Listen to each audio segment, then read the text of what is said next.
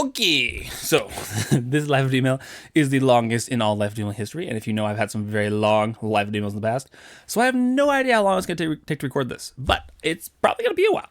So I'll probably take some breaks as I'm going through this, and we'll just press on and just chill. Like you may be here for a while, except that fact. Actually, I guess you would know how long this is going to be after the fact. Actually, I'll know this technically after the fact.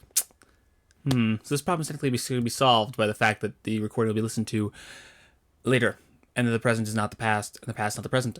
So this is a completely moot point, but I'm going to give this disclaimer anyway. So here you go, aren't you happy? Woo! So yeah, I'm just going to read, and we'll just see how long we get into this thing, and I'll stop when I stop, and such is life, and we'll see if I survive. So good luck! Ever have it be the case that something is so easy, you can't do it? Like, I don't know, hypothetically, you go take this big, important entrance exam for, grad school, and they, hypothetically, have this really easy math section on the test, which you scoff at because you're like, that's math I did back at high school. And then you, theoretically, sit down and stare at the problem and realize, I have no idea how to do this. So yeah, you guessed it, not so hypothetical. I sat down and stared at the problems before me, flabbergasted and dismayed because they were so easy I could not do them. Guys, I literally forgot how to do long division and multiplication. How is that possible? Like, I'm just sitting there, blinking, because I don't remember how to multiply fractions with more than one divisor in them. Like, it's actually pitiful. Here I am, an engineering student, have completed and excelled at math beyond Calc 3, and I have no idea how to multiply two 3-digit numbers together, at least by hand. And I can't remember how to, find greatest common multiples. I can't remember how to substitute basic algebraic expressions. I forgot how to do anything with exponents when, I can't just press the log button on my calculator. Like, how do I get the variable out of the exponents place? I don't know. I just had a calculator for so much time that I just can't remember how to actually do basic mathematical functions without it. So yeah, it was kind of an eye-opening experience. Like, by most technical standards, I am a quote-unquote expert at math. And sure, I haven't technically finished my degree yet, but I've taken all the math courses engineers take. Like, I'm as mathematically educated as most every engineer in the world. That's actually building stuff. Like, the people that are making our bridges, I do as much math as them. And yet, I would have been destroyed, absolutely dominated by a high school freshman, or at least a high school freshman version of me, on the GRE quantitative reasoning test. And I'm sure that part of this is that I haven't done math for 3 years because cancer. But even so, I find it pretty disturbing that I could master math to such a degree and yet have lost mastery of all the very basics of the very same discipline that I've mastered. Yike. It kind of just made me realize that this is how most everything is. Use it or lose it is just very true. And it's not just a particular discipline, but every aspect of a discipline follows this rule. It doesn't matter how simple the information is, you can still lose it if you don't practice it. And this is immensely disturbing to me. See, one of the reasons I didn't make a point of exercising during my intense philosophy days was because exercise was clearly a use it or lose it sort of thing. And I was like, heck no, I ain't investing in something that's going to take continual maintenance. I'm going to go invest in something that lasts forever, aka knowledge. But in this exact case, my point has been disproven. Because look how wrong I was. Knowledge is just as much use it or lose it as physique. I mean, you would think that I would know this by now, given, the Sosthenes cases, call back to Joe, that are prevalent throughout my intellectual history. But yike! It was just such a wake-up call for me, because I was like, I know math. I know how to do division.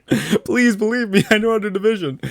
So yeah, I simultaneously possessed the assured understanding that this was the easiest math problem I'd ever encountered, and the equally salient conviction that I could not solve it. So yeah, that was my GRE testing experience. I really did fail the math section. I mean, I technically did a bit worse than average, but that's 100% a failure in my book, given, my experience with math. So yeah, that was a shock holistically, and I vehemently despise the fact that everything requires maintenance. But what can you do? Answer? Nothing.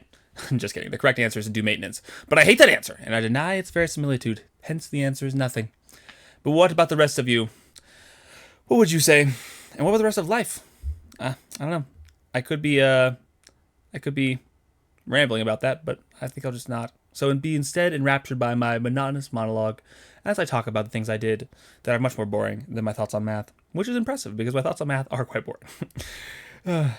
After I sent out the last live email off to Jake, because he was supposed to read this. Why this live email was so long is because Jake was going to do it, and then he was like, I'm not going to do it. And I was like, well, it's already been a month, and then I had to write the next bit, and I didn't get to write the next bit because I was too busy, blah, blah, blah, blah. All of this is not recorded in the actual live email. Congratulations, bonus content. I then did Fume and went to bed.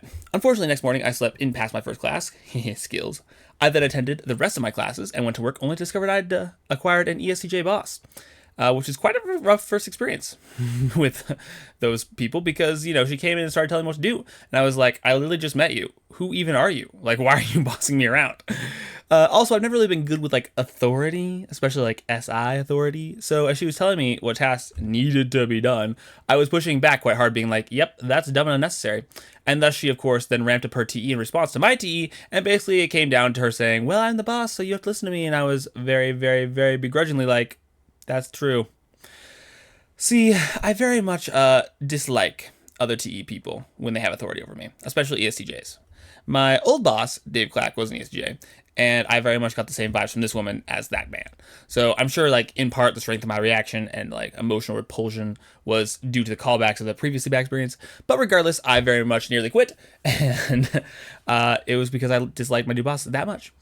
However, I managed to keep things fairly civil and scrape through the interaction, which was impressive on my part, until it was time to leave. And both of us stuck at FE, though, so our true feelings about one another were very thinly veiled. And it was honestly kind of comical to see, like, both of us just fake smiling so obviously and barely holding back the blunt truth we actually hate each other. FE, man, it's a thing, just not for us TE doms. Upon getting home, I tried to brush the experience off and move on with the day, but the emotions, like, clung to me, like those little seed thistle things that stick to your clothes. So I worked out and expressed my anger through lifting heavy things. I then ranted to M as I drove to Monday night, and then at Monday night, I ranted to Joe, shaking his shoulders violently at my dad. It was only with some big fun games of Magic that I was able to move on and actually chill out. Once I got home, I just did Funame, slept off the last of the emotion. That whole scenario just really left a bad taste in my mouth. I then woke up early the next day for a blood draw, did that, registered for classes, did Funame, attended work, and engaged in much FE scout discussions about Ellen. Because everyone was like, I don't really like this person that much. I then paid nearly $200 for this AI social media thing, which I still haven't used, so whoops. That's not true anymore. I did use it, but it was a failure. Did small stuff, and then Drew, Katie, Grace, Nessa, Ben, all came over for dinner. And I joined them for a bit, but I ended up ducking out because Anne was going through a hard time, and she was like, I need a call, but then she didn't call. And so I took a walk around CSU, just waiting for her, and then I journaled, and mostly just passed the time for like 3 hours until she was like, yeah, I'm just going to ignore the really hard thing that I'm actually dealing with. And so that sucked, and I felt very used by the whole experience. But we did talk about it afterward, and we sorted it out. However, the night walk was actually quite nice. I got some good thinking in about things, and then I had this really cool thought about surviving pain by armoring versus regeneration, but I've explained enough times, so I'm kind of done with explaining it. So, you know it, you know it. If you don't, my deepest condolences. The next morning, I had classes, worked on my cancer book in the gaps, worked at work, and then once I was free, I screwed to Raintree. However, on my way back, all of CSU was out on the intramural fields. Like, seriously, there must have been like 200 people. They're all like sunbathing and stuff. And it was such a nice day. So I found various spikeball groups and just like asked if I could join and play. And of course, I did quite well over the next 2 hours of playing spikeball with random groups. But only one of them I really enjoyed. So, that's what you get when you ask random dudes to play spikeball with. Still had a great time. I love spikeball. Such a great sport. Once I got home, I did my food with mom, built pillboxes, listened to personal hacker podcast episodes, and then I just did some reading to wind down before I went to bed. I literally have no idea why I didn't get to sleep until 4 that night, but I didn't get to sleep until 4, and it sucked. I got up at some point in the night, and I just read because I was like, well, I'm not falling asleep anyway, and then I got like 3 hours of sleep. Woke up and attended a pretty pointless doctor's appointment, of which there will be no more, by the way. Yay. And then I napped when I got back home. Once I woke up, I did Funame, helped M process some stuff, taught Sam some Jungian psychology, talked more with M, and then Katie arrived and we did a study session where we ended up walking down to the tap and handle and grabbing food. And it was a good combo if I remember correctly. We went pretty late into the night. I slept past yoga the next day, sad, but such is life when you're sleep deprived. Attended class, worked on my cancer book, did Funame, worked out, read, and did a work session with Drew and Katie. Drew is great, very focused man. And then we went to Ben's house and watched Sinners, of which here's a picture. Sinners was honestly much more sketchy than I anticipated, and I did not see it coming that it was a vampire movie. Like, that totally shocked me. Still, it was a well-done movie. I left a bit early that night because I agreed to help Noah move the next day, and sleep was necessary for that. The next day arrived, I helped Noah move for like 4 hours, though in practice what that consists of is me taking it apart and putting back together exactly 3 pieces of furniture. The bed that they have has been passed down through the family for generations, and is an abomination and should be burned with fire. I have never witnessed bolts more stripped, nor a frame more abused. As soon as I finished that, I showed up at Jake's house, and me and him went on a 2-hour walk with smoothies. Always a good addition to a walk. And then I got home, only to end up joining Katie, Karen, and Issa for laser tag at LLT. The best part was, though, that they were running this thing where you could turn your old laser tag membership card for, like, a new one and get a prize. The older the card, the better the prize. And mine was from 2019, so I got, like, an all-inclusive pass just for free when I turned in my card.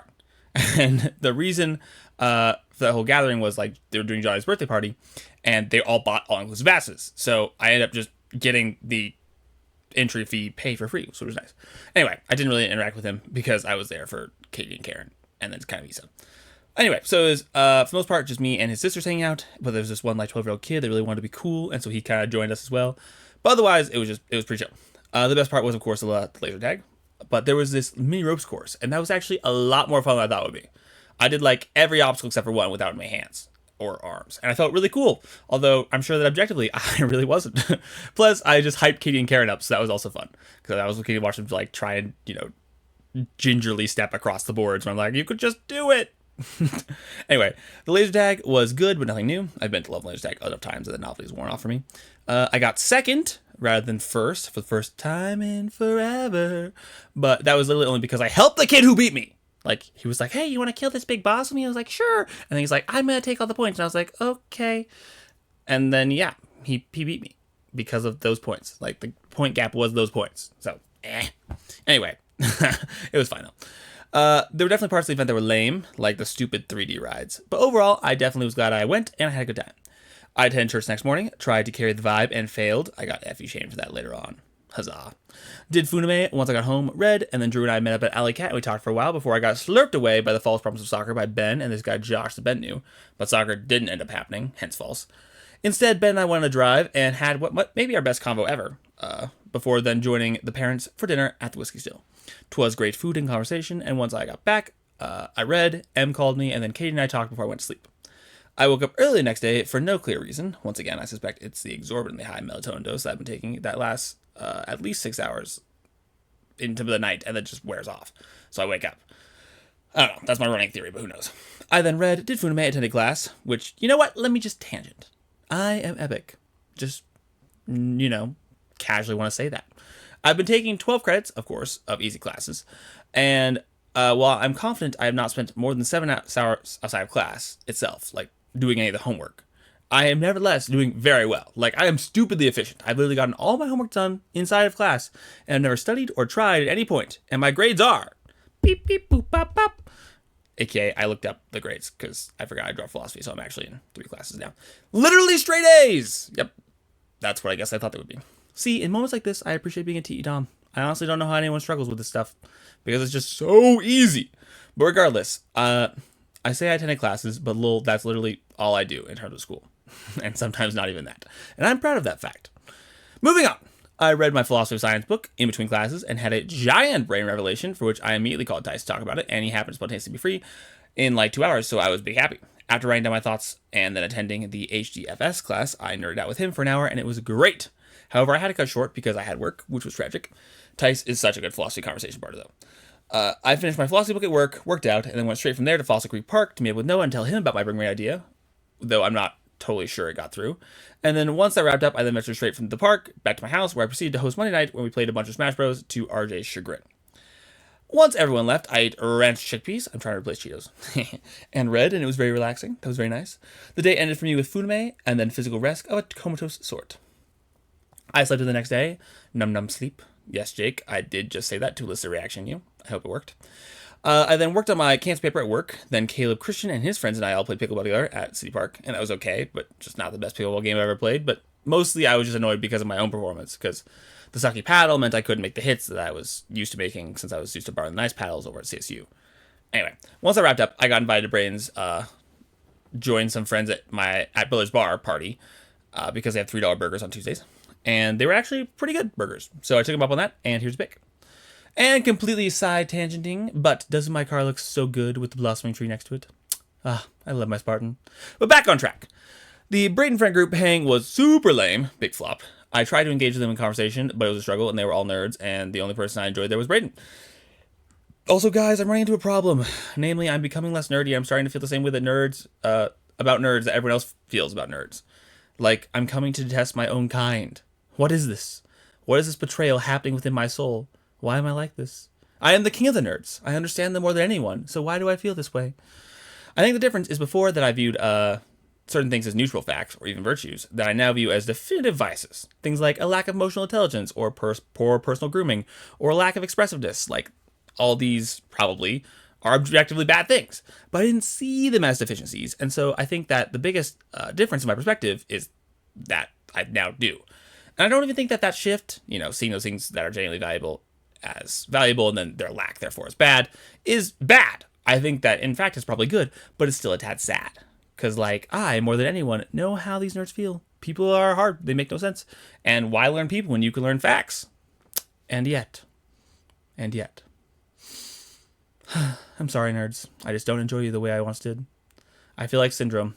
You're weak, and I've outgrown you. But we can still be friends. I'm just saying I think you could be better, as people, and that's all I'm saying. So yeah, I didn't really enjoy Braden's Nerd Friends, but it was worth the attempt. I called William once I got back, and then I read and went to sleep. I slept in the next day, attended classes, worked, and then read. After I walked on Spring Creek Trail for a while, I then talked with Tice for 4 hours, and we had the best philosophy conversation I've had in years. Guys, it was actually so good. This guy is a freaking genius. Holy cow, the first guy I've met my age that's definitely smarter than me. He explained Hegel to me. Hegel! You, have to be in philosophy to know how much of a feat that is, but it's impressive, okay? It was such fun conversations. I actually got giddy. I really miss learning from conversations I did that time. But, with Tice, I totally learned so much. And the only sad thing was, as great as he is as philosophy, he's kind of meh at best everything else. Not the best conversationalist, clearly emotionally repressed. He's an ITJ, by the way. I figured out for the combo. And yeah, he's kind of the guy I wouldn't want to be generally friends with, but I love his brain. It's just the rest of him, Still, the conversation was so good. Definitely will do again. Well, that was the thought, but Tice hasn't responded to me, so that's super sad. After my convo with Tice, I then picked up Drew. Oh, yeah, I picked up Drew, and then me and him worked out.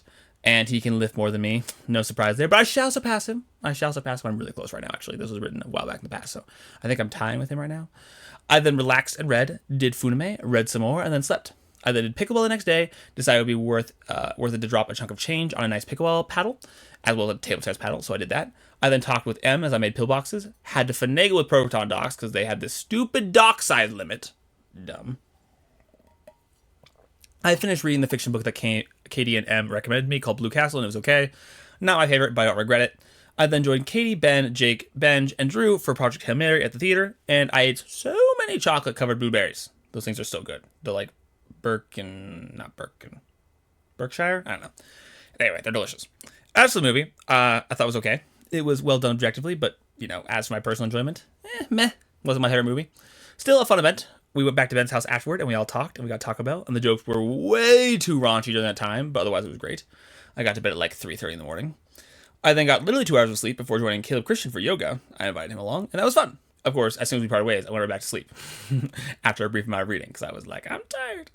Once I woke up, I did Funime, got locked out of Instacart because I paid with my VPN, and they thought I was some scammer from India.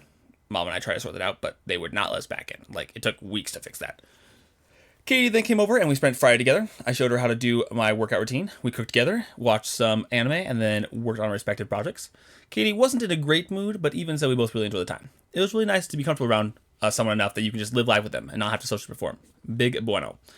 Once Katie finished work, she had a deep desire to play Dutch Blitz, which I didn't really want to do, but she persuaded me and Ben to come play Dutch Blitz with her Alley Cat, and so we played a few games. Me and Ben then got talking, and I got really sad because I had the revelation I'd never be able to connect with Ben in an FI or a TE level, and that emotion was pretty overwhelming, so I ended up leaving. Once I got home, I journaled about it and was able to sort out my emotional state, and yeah, that was rough. The next day, I did small stuff, played pickleball with Benj, and took the game, racquetball actually, due to 2 crazy comebacks. We tried these water massage bed chair things that were actually quite nice, but they made me super itchy. I then got home, did Funme, Katie, Ben, Issa, and Karen came over, but I shooed them away because I wanted to read, so I did that. Later, once I was content with my reading, I then scooted to Katie's and also crashed my scooter at 25 miles per hour on the way to Katie's. I slid for ages, but thankfully walked away with only a few scrapes. But nevertheless, it was scary, so I invested in a padded sweatshirt after that, because I didn't want to have leather, because that'd be way too hot. So I bought this cool combo that looks like a sweatshirt, but it's actually got crash pads. So yeah, when I showed up all bloody, their mom helped bandage me, though Katie and Karen made a point of being apathetic toward my physical well-being. Thanks, guys. And then I talked with Olivia, her oldest sister, and tried to help her because she's pretty unhealthy, but an INTJ, so I was like, I get you. However, I'm not actually sure I helped, so that was sad.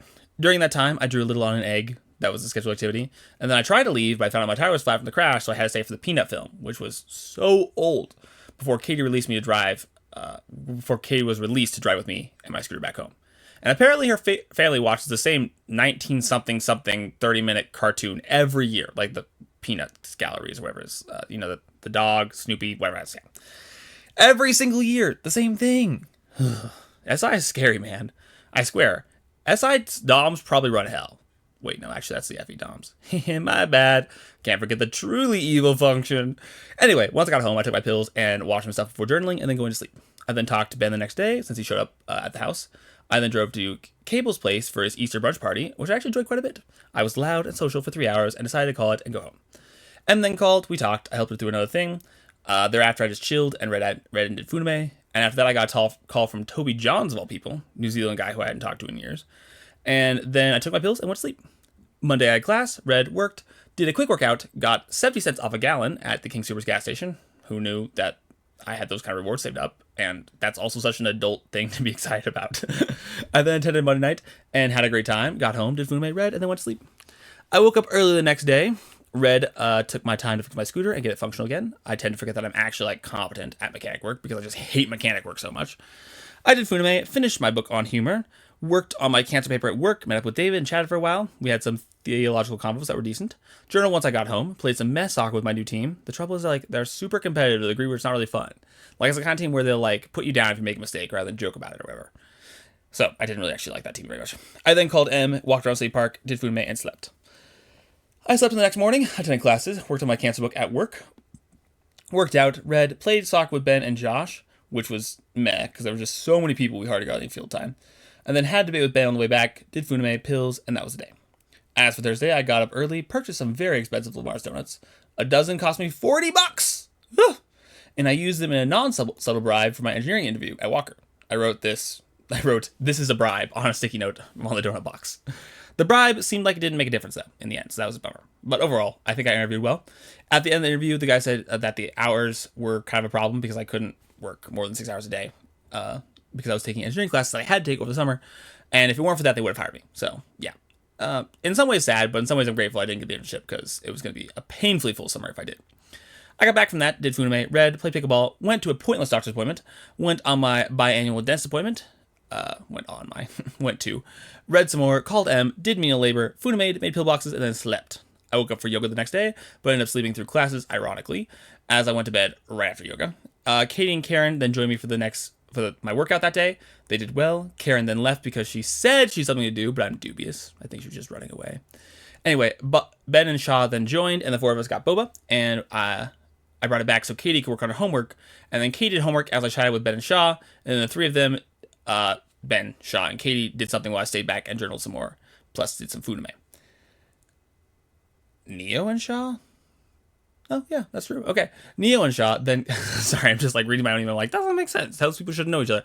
But anyway, then came and played Smash Bros, which was fun, and then Katie hit me up for a much-needed FI chat, in which we probably had the most emotional conversation we've had so far. I then spent the night writing her letter before going to sleep. I woke up the day thereafter and did Funime before riding with Ben, Shaw, and Josh to play Airsoft with Deep Voice Noah. As always, Airsoft was a blast. We played for 4 hours, and it was a great time. I have some pictures of that.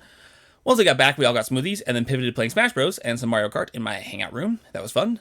Ben then left to do some work. We all went thrift store shopping, which was lame, but I found some cool pants. And then went back to Ben's, and I talked with Ben. Well, I talked with Ben first, and then Karen as I tried to do art on said pants. I feel like I got to know Karen a lot better at that point in time, but I also felt like I cannot do art. So a little mixed reviews of the event. But hey, it was a decent time. I tapped out once they started doing a dance party, because I was like, oh, no. No way do I have enough FE for this. So I scooted home, journaled, took pills, and called it a night. The next day I went to church, walked with Joe during the church service, socialized, got a 3-hour-long massage, which I thoroughly enjoyed, read some, journaled, and then joined Ben, Shaw, Isa, Katie, Karen at Ben's house. I just tagged along for what they're doing and just tried to join in the vibe. We got noodles, walked around Target, had a backwards race in which Ben ran into Karen and broke her wrist, but she didn't know it at that point. And then Shaw and I team built a Lego set for Ben's animation in his basement and chatted as we did. 'Twas great. I always do like ENFJs. And Shaw, of course, is very fun to talk to. After I scooted home, I journaled, read, and then ended my day. I woke up early the next day, did Funime, read, attended class, and the Gap did a 2-hour-long GRE practice test, which was mildly fun. I then attended art class, worked out, did a bunch of small stuff as I caught up with M, attended Monday night, thought my car was breaking down and stressed about it, only to realize no, it was not, and I'm big dum-dum. And once I got back to home, I journaled, Funimate, and slept. At work on Tuesday, I worked on my cancer book, which was basically the whole time, and then went grocery shopping. How do people even, find things in grocery stores? I'm watching Korean navigate this maze that is King Supers, and I'm like, this is definitely a skill, and I'm definitely incompetent. And then I called M and Sam at the same time, and that sucked. Useless combo. Before then taking pills, playing soccer. Bad soccer vibe. Again, too competitive, everyone was mad at each other. And then I did a bunch of reading before going to bed. I slept past my first class the next day, but otherwise I made it to everything. I did cancer book work, and then reading at work, and then I read once I got home, aka I read a lot.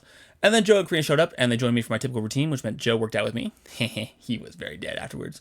And the three of us all chilled in Rage hot tub before then having a great conversation while making food and watching a romantic anime comedy together.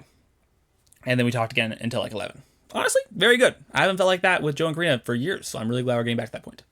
The next morning, I ate some food, read, played pickleball, and had to leave early because I had to drive my GRE test in Boulder. And as for why I might be taking the GRE, you might ask? Honestly, I don't really know. First off, the GRE, for those of you that don't know, is the grad school equivalent of the ACT/SAT for high school. So it's the test that lets grad programs determine how smart you are, and it's to let you in.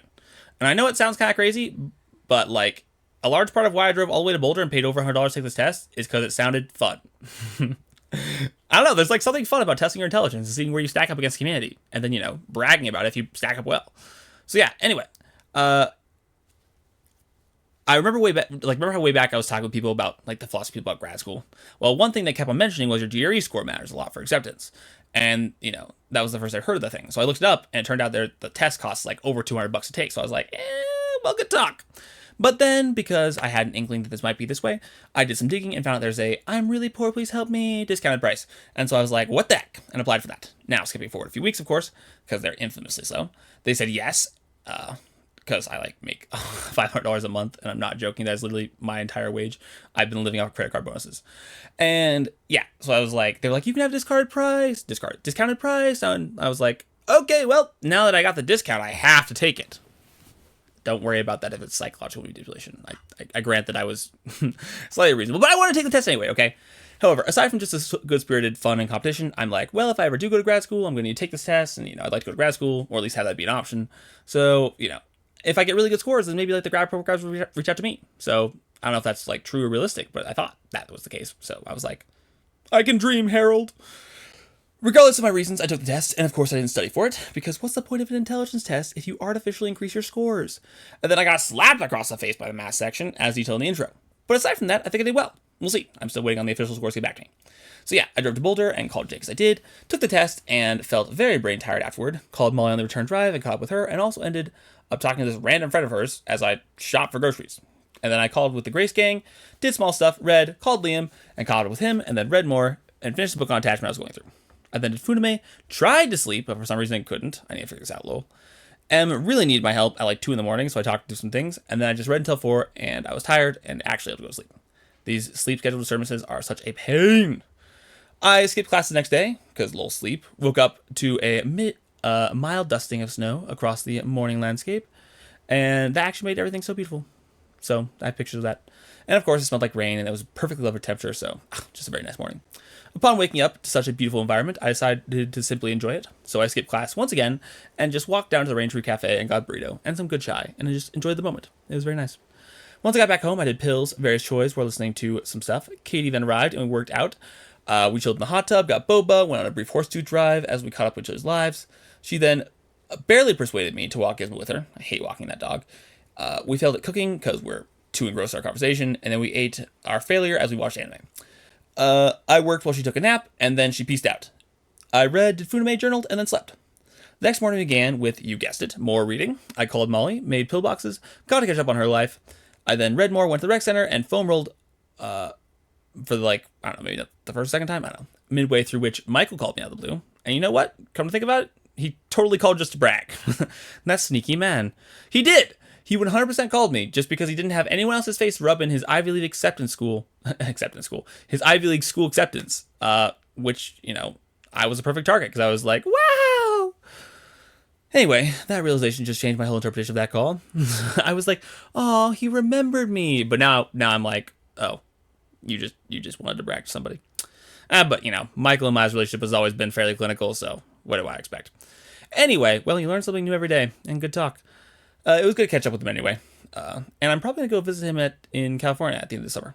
Once that wrapped up, I finished whatever book I was on and started a spicy book. Read until it was time to hang out with the Caleb Christian and scooted to his friend's house for a little get together. However, it was mega lame, so I left after a bit and instead watched a romantic comedy with Karen and Katie, which honestly was also pretty lame, but still a treat out from the computer science nerd conversations. After that, I read some, did Funime, and restarted the cycle all over again. At church the next day, I took a drive with Joe and Karina during the service, during which Joe felt sick and was tired. I then went we then got to all hear Naomi Stanky's new tea, which was exciting. I then pieced out, did Funime, read, and felt SE antsy, so I decided to try and find some Spikeball. And I shall now copy and paste below how I recounted the event to Sydney. Okay, Sydney, I have to tell you about what just happened. I think I've officially become cool. So I'm reading my book, right? And I got bored, because I've been reading for hours. And it was a beautiful day outside. So I was like, you know what I want to do? I want to go play Spikeball. Hence, I hopped on my scooter, drove over to CSU, and there was one group of frat guys, all with their shirts off, mind you, playing Spikeball, with like 3 women on the side while I was watching them. Like college women do. And so I scooted up to them, and I just asked if I could join. And they looked me up and down. They were like, yep, aka, yeah, you're cool enough. I then proceeded to destroy them all, because, a beast of Spikeball, and they'll like dap me up, and I was like instantly in with the group. I didn't even know them. And then the best part was as I was leaving, even though I didn't talk to any of the girls on the sidelines, they all said goodbye to me, by named me, as I left. AKA, they were paying attention. So, ha! I'm no longer a nerd, but rather I am now officially cool via the objective frat boy test. This is my conclusion. It cannot be argued with. Folks, I'm cool now. Nothing you can do about it. Anyway, that was fun. I did Fume, and then Karen and Katie came to walk the dog. I talked with them for a bit. After they then went. Oh, right. They got like ice cream and alley cat or something like that. I don't know. And I obliged them. Then Peter materialized, as he does, out of nowhere. And so I invited him into the conversation. And honestly, that was kind of meh. But, oh well. I didn't get much reading done. And I felt like Peter threw off the vibe. But what do you do? Hence, when I got back home, I read some more until Mom got back from New Zealand. So I took some time with her to catch up on what I missed in her life. And basically, that is how the day ended. I had class the next day. I actually did my homework outside of class for once. Worked on my cancer book. Then worked out. Yes, I work a lot. And then I went from Braintree, because I screwed there, and decided to scooter all the way to Monday night since it was such a beautiful day. 'Twas very nice, and Magic was actually super fun. The Brethren won against Neo, the Great Tyrant. And then I got my scooter back, and then I got to scooter back on the beautiful night. I really do like scootering places. It's just like such an efficiency hit, but it saves so much money in gas. And it's just way more enjoyable than driving. Once I got back home, I finished yet another book, and then I called and talked to William until 2. But that conversation was not very good, honestly. I woke up early the next morning, read, did Funime, worked, wherein I wrote the start of this live email. Well, the start, because there were 2 emails, and then there was 1 email, don't worry about it. I then read when I got done. Mom hit me up for a whiskey still chat, and I did that, and it was great. I then caught up with her on the rest of her New Zealand trip and just life in general. And then there was Funime, then there was journaling, and then there was existential questioning. Does anything else even matter? I then played soccer. I did actually enjoy this time, before coming back home to a horde of Ceradellas in my house, which I promptly ignored and took a shower instead of speaking to, but then I talked to them afterward. From there, it was Funime, reading, and then sleep. I started feeling sick, or at least a tad of it, the next day, but nothing bad. I also found my scooter was flat in the back tire again, and had fallen over and broken the accelerator and the charger, so that was a bummer, and I had to fix it all. Hence, I had to walk to class, which was very long. Scooters are very worth it because they make walking to class way more efficient.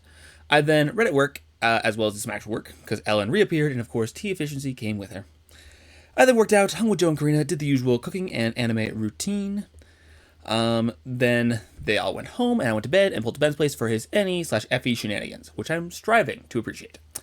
It was rough, though, honestly. Honestly, I don't understand how these people just do this. Like, it takes just so much energy for me to try and match their vibe. However, it was nice to have Drew back, because, with him around, he at least feels the same way as me. There were a number of moments where we were just both, sitting there like, what on earth is happening? Anyway, it was quite an eventful night. The classroom will be forever etched in my memory. And I got home at 2 and just journaled and slept. The next morning, I played pickleball, called M as I dropped my scooter off at the dump, replaced my back tire again, did Funime, got a haircut, ate food, and took pills with the Ben gang, thereby hereby christened and consisting of Ben, Shaw, Karen, and Katie. 2 beds. Before then, reading a bit as they all moved on I'll move the furniture back into place because Ben did like redid his floors or something.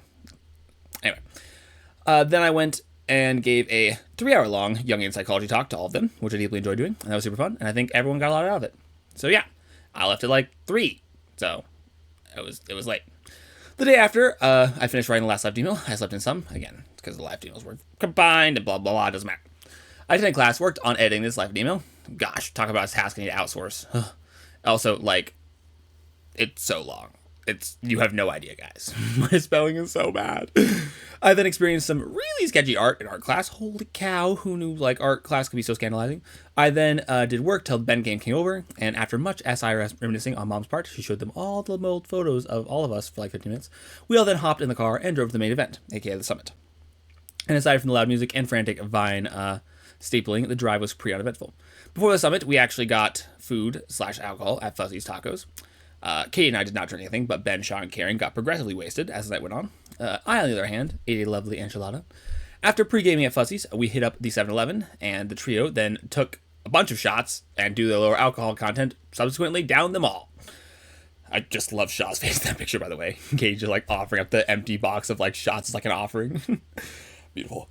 Anyway, we got to like do everything past the summit, and I'm sorry, it is a summit. Like, I've been coming there since I was a freshman playing laser tag. So, main event? Heck no. I'm not accepting the rebranding. Anyway. Okay, we started off with bowling, of which here's a picture, and you can't see that. Ben clapped us like every game. Oh my gosh. I don't know what it is, but Ben on alcohol actually is goated in regards to SE. Like, he just locks in. Beat me at 3 games of bowling and air hockey, which I previously was undefeated in. And he still won. And granted, it was close, but like, gosh, the bros FC inferior just gets cooking. So anyway, we did more bowling, got food, eventually moved to laser tag, which, you know, thank goodness I still crushed in. I had like 8,000 more points than Ben, who got second. If I ever lose laser tag on my own home turf, again, remember, because I've been playing laser tag in this place forever, then I'm just going to like give up on SEing altogether.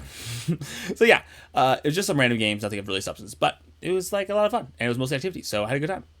And then, right at the end, I got an email telling my GRE scores, because remember I took that test way back, and I was pumped, because check these out!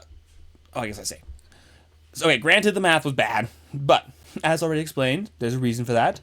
And otherwise, I cooked. Like, you have to understand that the 96th and 98th percentile are out of people who've completed college around the entire world.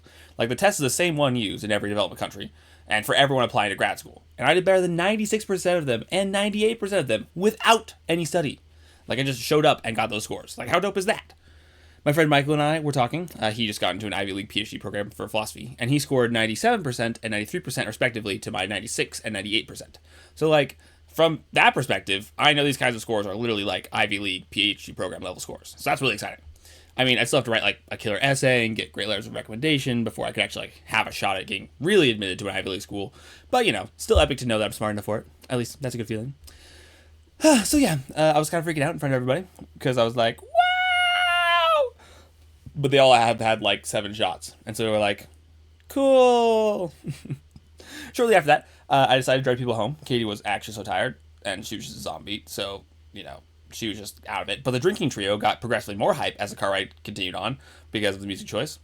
And so I ended up just dropping off Katie so she could drive herself home and taking them back to to Ben's house for the rest of the night. And actually, I had a really good time. It was pretty fun being sober while everyone else just got wasted. And overall, I definitely enjoyed the event.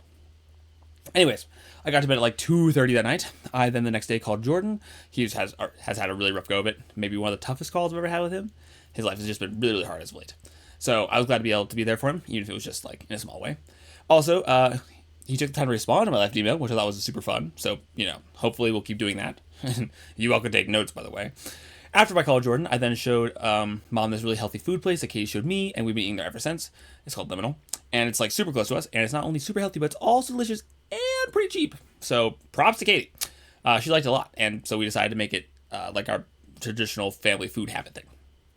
Upon consuming substance, I then saw Ben, Shaw, Karen, and engaged in very much small talk as I just, you know, ate my food. Did food away with Mom, and then I worked on trying to automate my life demos into some short form through this company that's like called Opus for like 4 hours. Took a bath break, found out my scooter broke again, and did Funame and slept. I felt sick, so I slept the next day, but turned out to be a very like mild sickness, so it only lasted like that day. I think my immune system was just like trying to, recovering. Because, had the whole chemo thing. Anyway, I think my immune system is actually going to be goated by the end of this. Like, I can't prove that, but I think it's going to be goated. Once I woke up, I worked on my cancer paper, did Funime, listened to a podcast as I turned pills into pill boxes, called with Sela, and did little things as we caught up. And she's, like, legit moving to Bali because her heart's telling her to, which is genuinely whack. Like, man, Sela has undergone some radical transformations as of late, especially on her outlook on, like, life since I last saw her. So our conversations have genuinely been fascinating. After that call wrapped up, Neo came over to do some birthday magic, which I still think it's sad that, like, birthdays lose their, like, significance as you get older. Because, like, the degree to which they are now, at this point in time, is just like, well, it's birthday magic! When really we probably would just been playing magic anyway. Like, we call it a celebration, but really it's not a special spell, like, thing. So that's kind of sad. But the magic was good, and we wrapped it up just in time for me to head over to Mac's birthday party, which, in direct contrast to what I just said, was actually a celebration/party. I talked with this one ICGA guy for a bit before playing video games, and then getting destroyed in Mario Kart by both Mac and this other girl. Like, what the heck? I thought I was good at Mario Kart, but I guess not. But thankfully, after Mario Kart, there was Smash Bros, and I actually dominated there because all those late nights with John, Neo, and Brayton, they weren't for nothing. So yeah, that was way more fun than socializing, so I did that, loved the Smash Bros, and then when things were winding down, I went home. Mom and I did Funime, and then I worked on my auto social media posting thing until it was near bedtime. And I just kind of read to wind down before going to bed. School is school, school is school, and school always will be school. I attended, journaled, attended some more, read, attended some more, and then went to work and spent an hour and a half moving my arm up and down in rhythmic motion as I cut thousands of stickers into little tiny squares. Huzzah. Once I was freed, I then worked out, attended magic, called with M and talked for a bit, journaled, did Funime, and then I started watching this new season of Free Run, which was really great, and then I rested. In the morning upon waking, I journaled and had a breakthrough that I know is epic because my notes of what happened that day say epic journal breakthrough. But can present Alex remember what the epic breakthrough was about? No. So, yeah. Funime, work, a lot more journaling, some meditation when I drive with Katie, did some Funime with Mom, journaled some more, attended Ben's house for a work, quote-unquote, session. I put it in quotation marks because, like, the minimal work was actually done. I ended up just having random convos with Drew and then, eventually teaching everyone spiral dynamics before heading home. And I slept and journaled. I skipped class the next day, because why not skip class when you can get the same sticking letter grade either way? Read some, worked, journaled at work. Holy cow, I've done a lot of journaling as of late. Worked out, then Joe and Karina came over, and we all did Funime before going on a drive and having a really good conversation. Once they left, I then picked up Em from her house, because she's back from college. Woo! And we stopped by King Supers and drove to the reservoir and overlooked a beautiful summer night as we caught up on anything and everything. 'Twas a good time. Glad to have him back. Drove back around 1, grabbed Canes, watched an episode of anime, and then I drove her back home. The next morning, I woke up in emotional pain, aka I was so sad I woke up, which literally has never happened before, so I was really going through it. I don't know if that's like a normal thing, but it definitely seemed extreme to me. Maybe I've just been like heartless for so long, though. I don't know, maybe most people are just like, I woke up crying, and I was like, what is this disease? Anyway, I journaled a ton, sent a very emotional voice message to Joe and Karina, which seemed to actually do a lot of good, and may help things actually be finally fixed between us again. Man, that would be actually amazing if that was true. I hope that happens. Did Funime, played pickleball half-heartedly, but I still won. Read and did small stuff till I picked up M and we grabbed food, and then we did Funime till Katie joined us, and then 3 of us went on a drive and stopped at Watson Lake, which was very pretty, of which here's pictures. Isn't that just so pretty? Anyway, the 3 of us chatted, and it was instantly like the Pennsylvania trip all over again, so that was really nice. One perk to friends with SI is you don't really have to like rediscover each other each time. You just like kind of fall back into friendship, and that's very cozy. As the sun set, it got cold, so I drove us back home. We then walked down and around the cemetery and had a very good conversation where we stopped by Noodles to get some food, and then ended the night with anime and a movie. Then time passed once more, a day well spent, though a day spent nevertheless. The next morning, I read, did Funime, attended art class, worked out, showed Dad Liminal with Mom, did Funime, and came over for a work session. Katie then joined us. The 3 of us then had an FI talk as we went to go get the work stuff that Katie forgot to bring. Did more work session, during which I journaled a lot, and then we watched some anime and went to Alley Cat and played our splits at the end. And now see, it was a notable Blitz occasion, for Em and I had made a wager. Now you must understand, back in the younger days, I was the indisputable champion of Dutch Blitz. Over the years, of course, though, Em and Katie have both greatly improved due to practice and SI, which I hate. Em, so much so that she named her chat Em always wins the Dutch Blitz, which is a falsehood, I assure you. So, having grown in power, she's also grown in arrogance, and her arrogance was willing to wager $12 of chai shake that, over 10 games, she would have a higher score. Katie, however, knowing her place, did not wager, for she knew she could not beat us. Regardless, 2 chai shakes were purchased, and while Katie and I split the cost of 1, Em got her own, and we agreed the loser of the 10 rounds would have to pay for the other person's shake. Now, of course, it's only now that I'm realizing that entailed me paying $8 if I lost, and Em only paying $4 if she lost, aka the deal sucked for me, But, I'm the one who proposed the wager, so I guess I'm just dumb. And besides, when it did come down to it, the very last game between us, our scores were originally tied at 166 each. I did end up winning by a mere 4 cards. So, my bad logic and deal making didn't come back to bite me. And M was quite morose thereafter. Anyway, like I was saying, I absolutely dominated M and Co. in Dutch Blitz in a very significant margin, to a very significant degree, at Alley Cat. And then we talked a bit more till Katie had to head to Ben's event. And then Em and I had a really good FI drive. I took her home, and then I went back to Horseshoe, another Horseshoe drive before going back, journaling, Funimade, and then I tried to go to sleep, but I didn't actually fall asleep until like 5 in the morning. And so, yeah, I was just like, why can't I sleep? Which sucked. So then I did like a midnight run, because nothing else could actually chill me out. And thankfully it did reset me, so I was basically to sleep after 5. But yeah, also I cooked on that run, by the way. I got like 4 hours of sleep that night for the aforementioned reasons. Had to get up for Dylan and Bethany's wedding. It was an interesting dynamic, to be sure, because some of my staple Southgate people weren't there. And let's just say that there was some tension between some of the parties that did attend. So yeah, very interesting dynamic. I wore my now go-to wedding outfit, the one I wore for John's wedding, and it's become quite the classic because I got quite a few compliments on it, so that was cool. Hotness transformation, baby!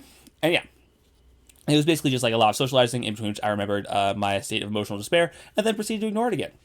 Once I left that, I got home, just went over to CSU and listened to new songs in the sun. I then took a bath and listened to more music. After that, M came over and we drove to Estes, each of us having our disparate FI moments and taking turns helping each other through it, which was kind of funny because I was like, I'm not okay. And she's like, you're okay. And then she's like, I'm not okay. And I'm like, you're okay. And then we just like tag team back and forth. Aside from the obtuse amount of paid in gas, it was a very good time, and I'm really glad M was there for that. The next day at church, I talked with Joe and Karina after church. We carpooled to their house for food and more chatting. We then showed up fashionably late to help Benj and Nessa move, aka basically once everything was moved. And then Jake, Benj, and I grabbed a mattress, but that was basically like all I did for the moving, so not bad. But regardless, Benj and Nessa did have a very nice apartment, and I think it's going to be very cozy.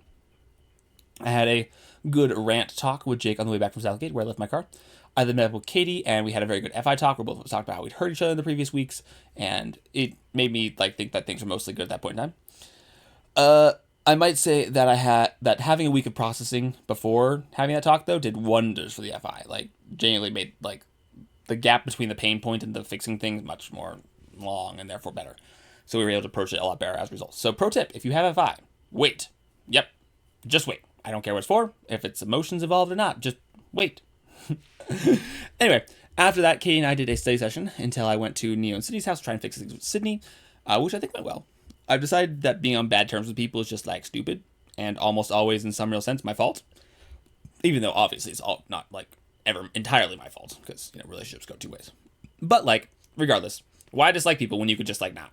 I know, my profound wisdom has caused you all to disregard your very entrenched narratives and long-standing grudges. You're so welcome. I'm here to serve. After talking with Sydney and playing some Magic with her and Neo, I then attended Ben's some such party. I don't know why it was arranged. I then felt scammed by black magic, orchestrated by Tommy, because I did figure out the rule and first, but just not technically. Ugh. Anyway, after that, I was mostly bored, and it became clear that Mafia was the only thing that was going to happen for the rest of the night. And so, since I had school in the morning, I was like, I'm going to leave so I can sleep. Upon waking, I learned, yeah, that's not true. These classes haven't taught me anything. But I did do work on the life update, and then I attended class and did more work on the life update, and then I attended more class, and then I did work on my cancer book, and I got my new buffness book. That's right, I'm going to make a doc about buffness. I mean, I started working on my new buffness book. I haven't actually done it yet, and I've been totally behind, I'm not going to lie. I then worked out, attended Monday night, ate the best of foods, read, and then Ben and I ended up talking till 2, and that was big good. Once I got back from that, I then did Funime and slept. I read the next morning, did Funime, worked, had a genius idea that was shut down, which was sad. Read some more, met up with Braden, and we got cheap burgers at Billy's Bar before going to the CSU hot tub. And as soon as I finished that, I then checked my phone to find out I'd been invited to join Ben, Nessa, and Anna for a Mario Party night. And, I was like, okay. But before I talk about that, you must understand something about the nature of life updates. They are written over very long periods of time. Hence, as I pick this back up, in the writing form, not the narrating form, I have now, from your perspective, spontaneously transformed into a melancholic mood, and thus my interest in speaking of my day-to-day life has waned, and I would far rather wax enthusiastic about how unenthusiastic I presently feel.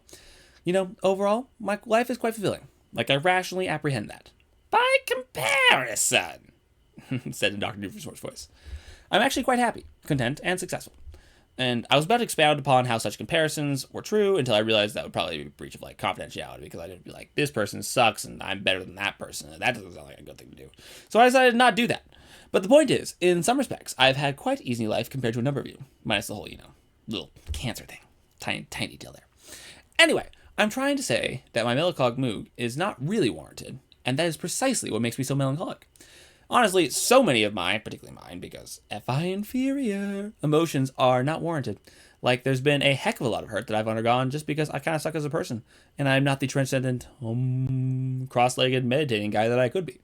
Or because I'm just stupid and don't know a thing. Like, literally yesterday, Joe and I, Karina, were like talking in a hot tub, and it became clear that one prominent reason for Joe's extreme response to Karina and my friendship was due to the different ways in which NE SI users and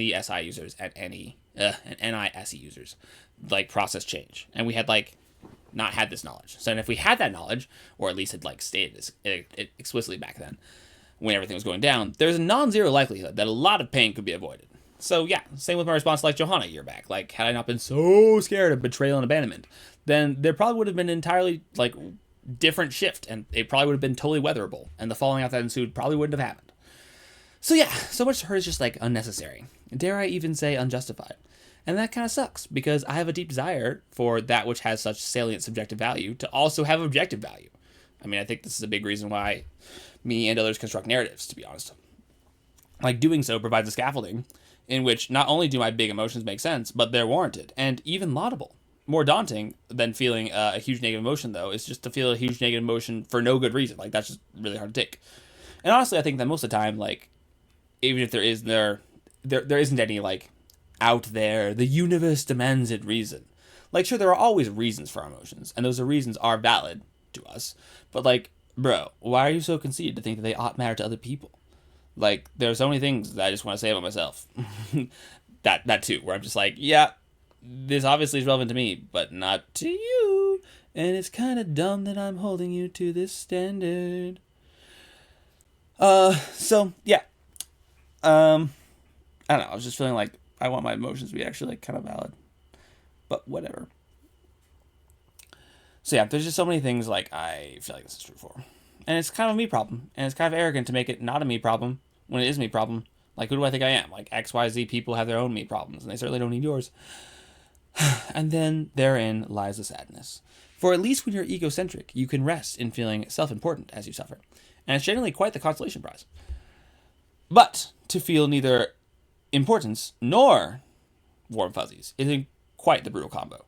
I'm not sure exactly how to manage that. Hence, this rant is now making this me problem a you problem, and aren't you so grateful for my hypocrisy? And, it's actually kind of funny because I'm, sharing how my emotions don't matter, and I'm inadvertently making myself feel better because now I'm sharing my emotions matter, and thus I've, reinstated the latent and persistent belief that I really am the center of the universe, and I've vicariously given my insignificant suffering significance, all the while articulating a exemplary minutia of my verbose vocabulary, and therefore reinstating my intellectual acumen, which of course increases my personal sense of self-importance as well, as does my comment about noticing my increasing of my own self-importance. Going meta is quite effective. I'm making it seem as if you're more insightful than you are. Okay, I'm done. Thank you. I enjoyed myself. Back to ranting about boring things you don't really care about to read, which increases my sense of self-importance and therefore eases my suffering. That was fun. Okay, the games of Benjanessa were pretty lame. The vibe was tense the whole time, though, I didn't feel tense going into it. And also, Anna just kind of fell off. So, I don't know. Not a great time, but not the worst. As soon as I left, I found out Katie and them were still hanging out, so I joined them, and we talked and watched a movie until 2:30 in the morning, and that was the day. Of course, I slept in the next day, worked on the cancer paper, read some, did Funume, worked out, read, had a good but very hard talk with M before joining the hordes, Ben, Shaw, Katie, Karen, Tommy, Joe, and Karina, in the living room of my house for the most empty and vapid conversation about the stages of life, designated via terms like bro or my guy. I then ate dinner, took pills while listening to the Marangini. I have no idea. I'm going to start making a song. I then decided that this was an irredeemable waste of time, and hence left to go read in my room. And of course, I always knew it was a waste of time. I just discovered it was an irredeemable waste of time. So that's the key word. However, eventually everyone invaded my room and disturbed my peace, and Katie persuaded me to come to Ben's house, so I did. And I'm glad she did. I built this little Lego Bionicle guy from Ben's very limited Lego supply, which I'm very proud of because it's the first Lego set I've done in ages. And if anyone has ever tried to make a Lego Bionicle body from scratch, it's actually really hard. So I had a really good conversation with Karen as I built, probably my best yet. And then everyone danced, but I didn't really feel up to dancing. So yeah. And yes, I did intentionally choose a picture where Shaw looks buffest for certain interested viewers. The best part of that is that me emphasizing that means like 4 different things, like 4 different of you. I then took M back once it got late, went on an NF walk, Funimade, and then rounded the night with meditation and journaling. I woke up stupid early for a workout with Mom and Rebecca the next day because I was dumb enough to have hit a very hard full body workout the 12 hours before. I was really cooked. But thankfully the weights were girl weights, so I was fine. That's not sexist, right? Anyway, Rebecca, my boss, runs this women's workout group, and I've been wanting to learn how to deadlift properly for a while now, so I agreed to attend so she could teach me form, and it definitely helped. But also, I still felt kind of uncertain because deadlifting is scary. Anyway, it was still a hard workout, but I am glad I went, and I genuinely don't know how Mom gets up that early for those every time. Once I got back home, I then went to sleep after journaling a bit, and then I rearose, did some reading, did Funime, drove to Mead, and cried in front of Jess for 3 hours. I was just going through it at this point in time, I'm not going to lie, and Jess was like amazingly helpful. Thank you, Jess. And then I called Jake and talked about the same thing, and then I drove to Joe and Karina's house and talked about it some more. But by the time, of course, I got to Joe and Karina's house, I was pretty cooked. So it was kind of only like a half a tier experience. Even so, they helped a lot too. Gosh, I forgot how rough a day that was. And no, I don't really want to talk about it. Once I left Joe and Karina's, I then finally started to feel okay again, took a bath, did Funime, read, and then slept. The next day, I was absolutely packed as I joined Ben's friend group for their Shaw send-off day. Like, literally, I woke up, drove to Ben's, and spent the entire day until about 1 a.m. with them. And, they were still going even then. I called it early because I was like, I'm cooked. We did a number of things during the time we spent in Estes and Boulder, mostly chill things, and a lot of walking around. But to throw a few pictures I got, picture. Wow, I look creepy in that last picture. Let's not talk about that. Anyway, I will summarize the day in this way, because it reflects both my mental state and the reality that I became attendant to. It wasn't about what we did. It was about the vibe. And let me say, the vibe was immaculate. Genuinely peak. Like, I was very comfortable, and it was super chill, and lots of fun, and lots of jokes, and it was just very nice. And I had to shove my TE down very, very deep inside of me. But once I did, I was able to embrace what was happening and was able to really enjoy it. And I got to see what the hype was all about. These guys literally have spent every day for the last 2 months together, averaging 8 hours a day. And now I think I kind of get it because, it was fun. I don't think I really get it, but I kind of get it. Anyway, it was nice to be included. Very unique experience, not because of what we did, but because of how we did it. And yeah, very much well worth my time. Also, Tommy getting drunk is an experience. I got 5 hours of sleep that night before then waking up to go do yoga with the Springers. Naomi is a flexibility goddess, and I felt uncool by comparison. I then tried to catch up on sleep, but lost, and mostly just laid there. I then read some before hanging up Neo and going on a very painful barefoot walk, but most of it was nice. I then read some more. Once I got home, called Jordan, read some more, called Jess and Alan to rant about the injustices of my life, picked up M, and then talked to her for ages, and then got to sleep at 2:30. The next day was Funime, journaling, listening to podcasts as I made pillboxes, reading, attending a Mother's Day dinner with the fam, only to get a call from Tris at the very end, and so I just walked home while talking to them. I then grabbed them, had a TE talk. Yep, that's right, you could do TE talks as well as FI tops, that's possible. And you know what? Giving M power in small doses is also deeply enjoyable, and she likes that, so. INFPs and power, man. They like it. They like it a lot. I then dropped her off at Alley Cat to process through the TE talk and make notes of it while I disassembled my D&D basement. RIP D&D basement. You served me well. Also, you have no idea how I hosted 8 people in that tiny space.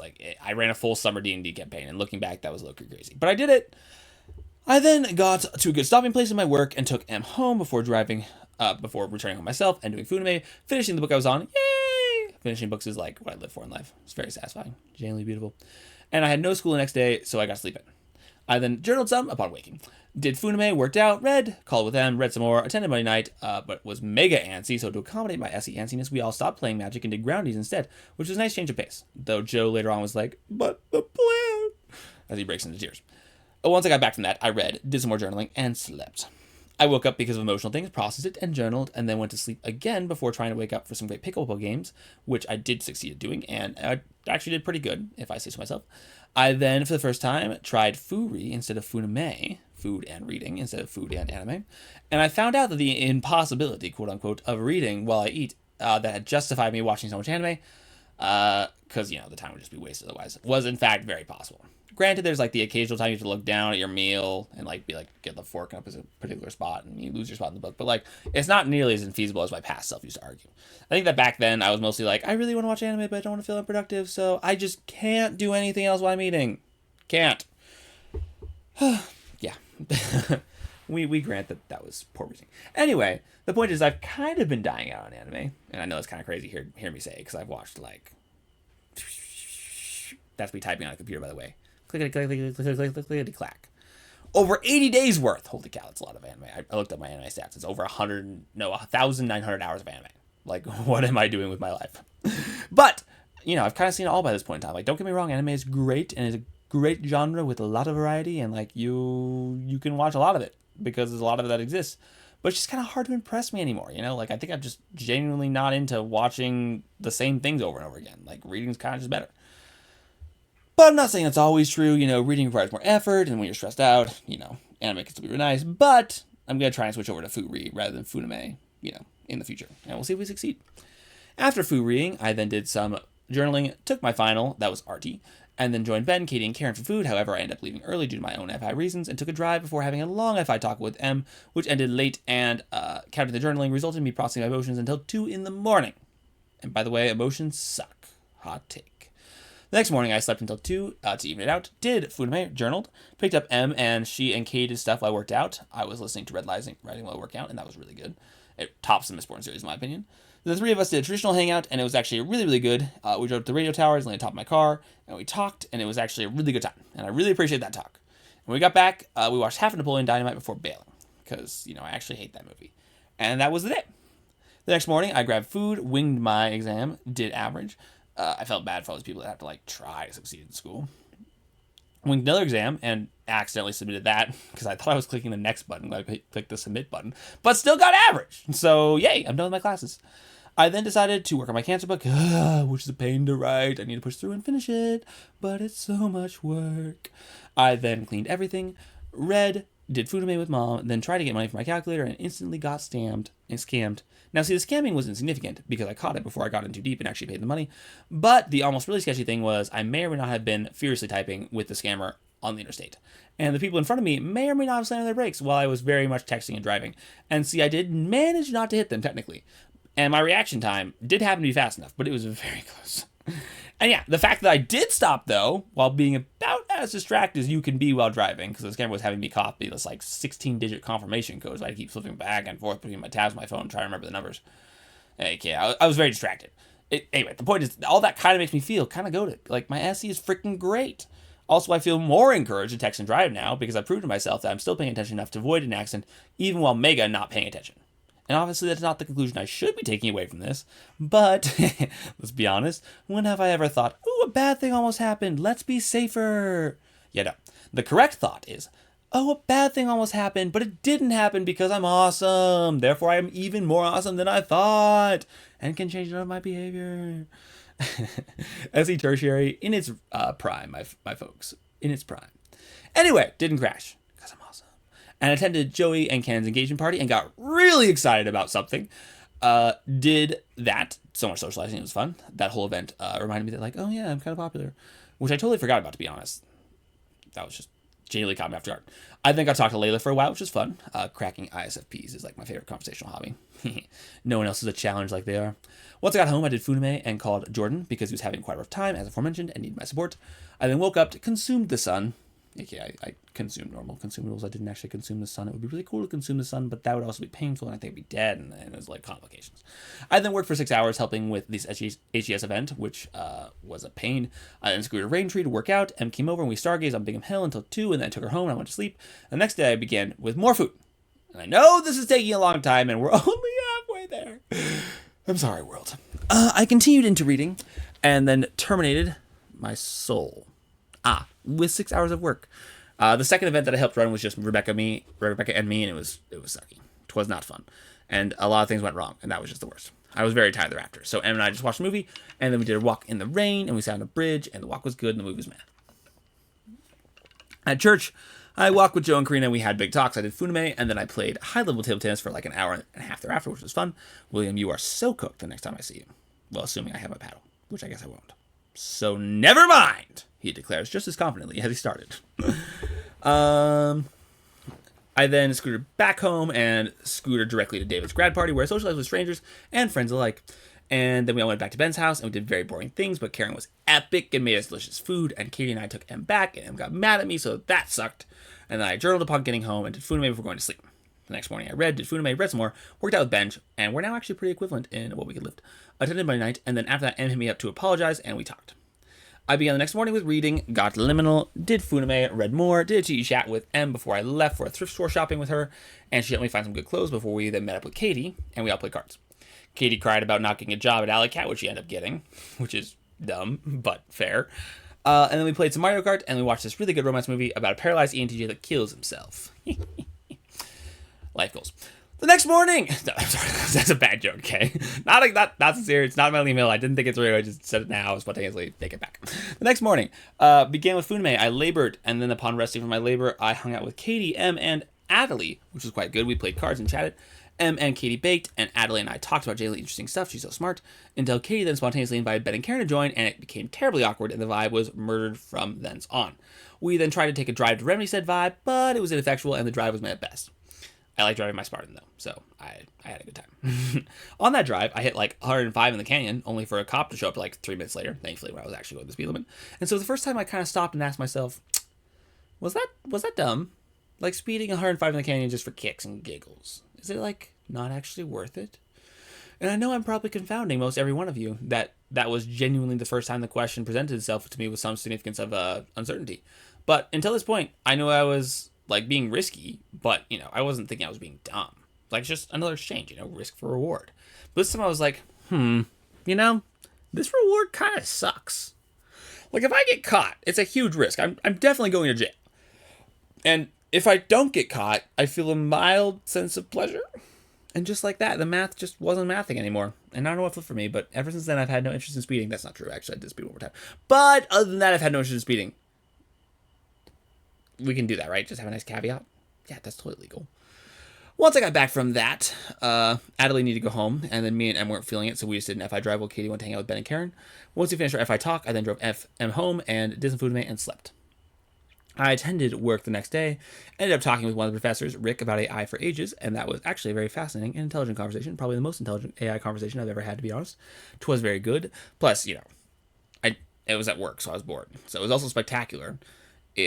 By comparison, aka, once again, in a Dr. Doofus voice.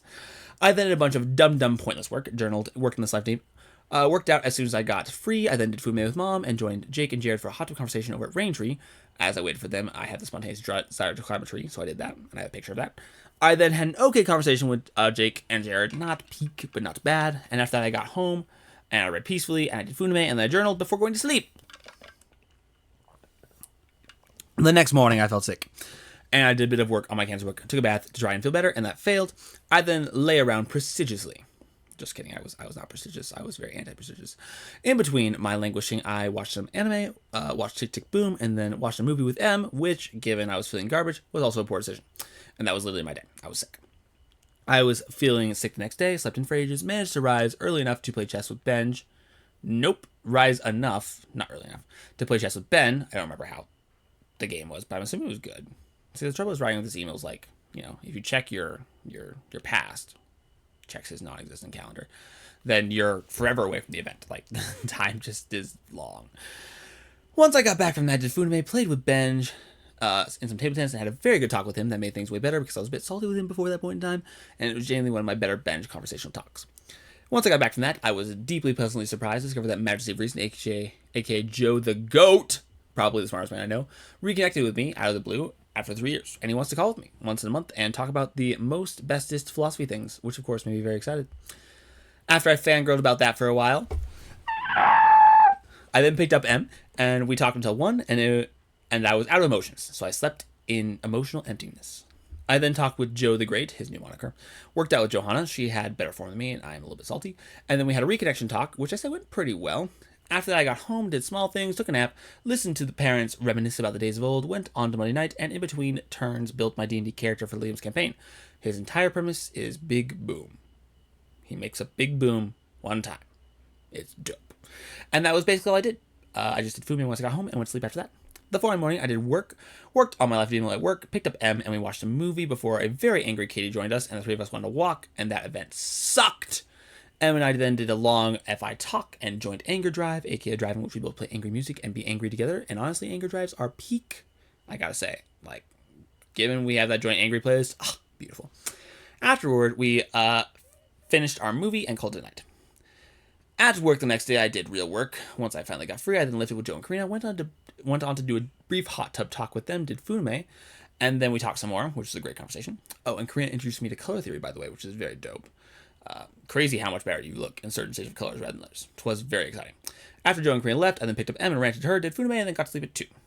The following day, I ate the food, did the work, had to work at work, picked up Neo and Sydney upon them issuing a spontaneous summons for help, got them back home, ate the pills, made my pill boxes while listening to podcasts, and did small things, then did the sleep. I then worked the next day, grabbed Liminal with Katie, and then Em joined us. I worked up on myself and got to listen to Red Rising, which is a really good audiobook, by the way. Once I got back from working out, Katie and I decided what we were trying to figure out what to do together, but I wasn't really super comfortable around Katie at that moment, so I voiced that, and Katie got upset.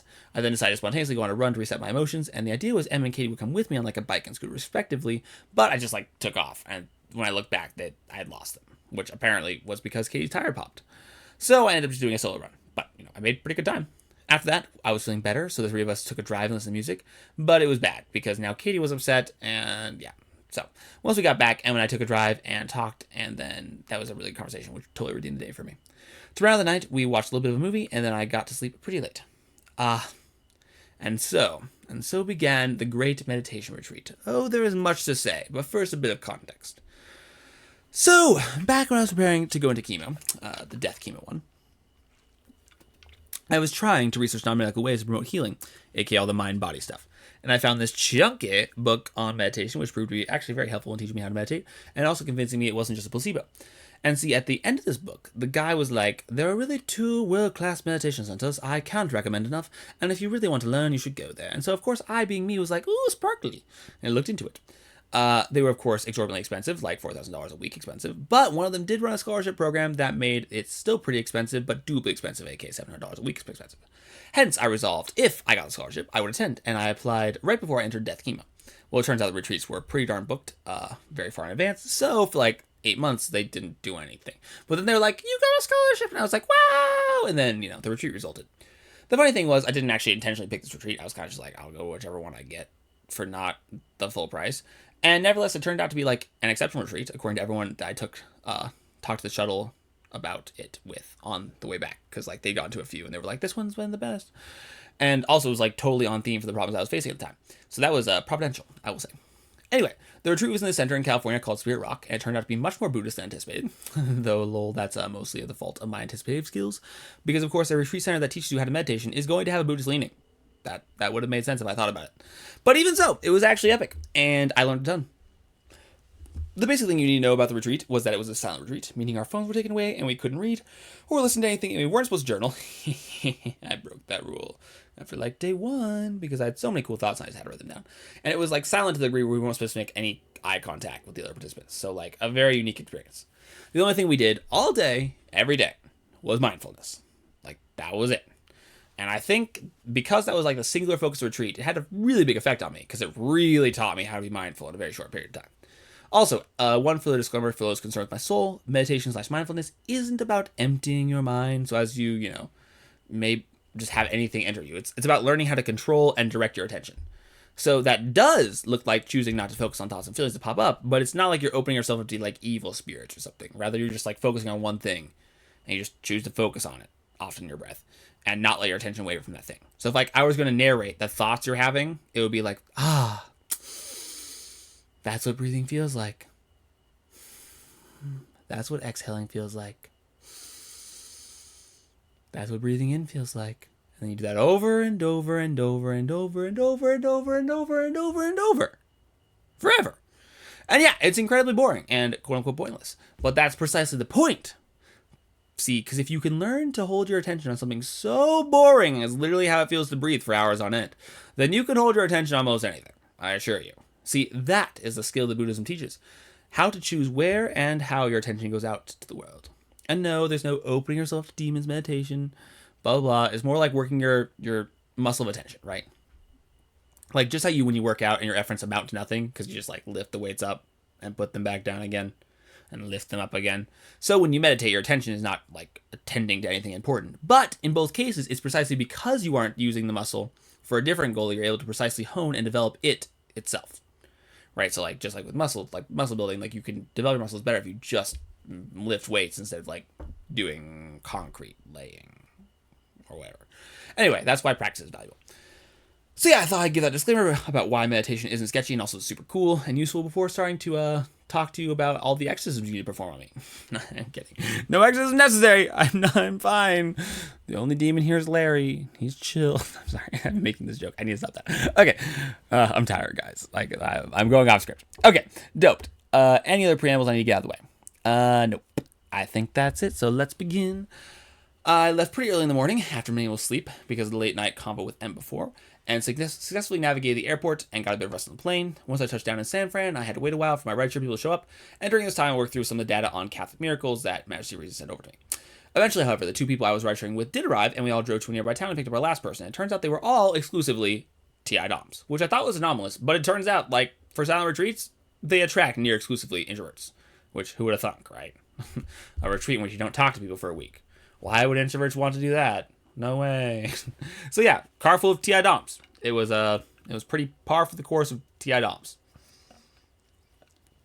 Conversation on the way there was basically just me talking the whole time, and except for when I got the TI DOMs rambling, because when they ramble, they start going. And yeah, it wasn't like great, but it also wasn't horrible. And also during this time, one of the TI DOMs, Ashana, an INTP, developed a crush on me. I'm not like technically sure of that, but I'm pretty darn sure of that given the data. And when I wrote that originally, I thought it was going to be like relevant later on. It's not. We like texted briefly, but that was it. Because I was not interested. And then she stopped texting. Tragic. I wonder why. Anyway, we arrived at the center, and I got one picture before we turned our phones in that week, so here is that. And yep, you see that building? Yeah, many, many hours have I sat in that building. It was honestly a pretty facility. Like, the grounds were upkept, the rooms were pretty nice, they had a ton of hiking trails around, which I used avidly, might I add. And after turning in our phones, we all got our work assignments. I was cleaning toilets, which actually wasn't that bad at all. And we ate very good food in the dining hall, and the meals that they made were exceptional, even though they were vegan. And then we all went to the meditation hall, the aforementioned many hours sat in building for orientation, and during orientation, they mostly just specified the rules of retreat, and they said, silence starting now. And then I'm pretty sure we did like one 45-minute guided meditation before going to bed. And see, normally, that would have been a problem, because going to bed at 9:30 is like way the heck early. But since I was super sleep deprived, it actually really worked out, and I was able to sleep. Also, side tangent, but something that's fascinating to me is that since we had this like strict schedule of what we were doing when the whole time, and especially like when to sleep and wake up, because they scheduled everything, and also probably because it was such a chill environment, I totally adapted to falling asleep at 10 and waking up at 6, which I've never done before. So yeah, I guess that goes to show like a consistent sleep schedule can do a lot for you. I didn't write anything down that first day because I wasn't supposed to, and honestly, not that much happened. I stared at water books for like 30 minutes straight, did a bit of hiking, and yeah, I just kind of tried to slow down for that whole day. As for day two was our first full meditation day and the start of an invariable schedule, which went as follows. Wake up at 6, sitting meditation for 30 minutes until 6:30. Breakfast. Hour or so work assignment thing, which was chill, and I wasn't allowed to do my work assignment during the first gap, so I invariably journaled furiously during that time. Sitting meditation, 50 minutes. Walking meditation, 50 minutes. Sitting meditation, 30 minutes. Walking meditation, 30 minutes. Sitting meditation, 30 minutes. Lunch.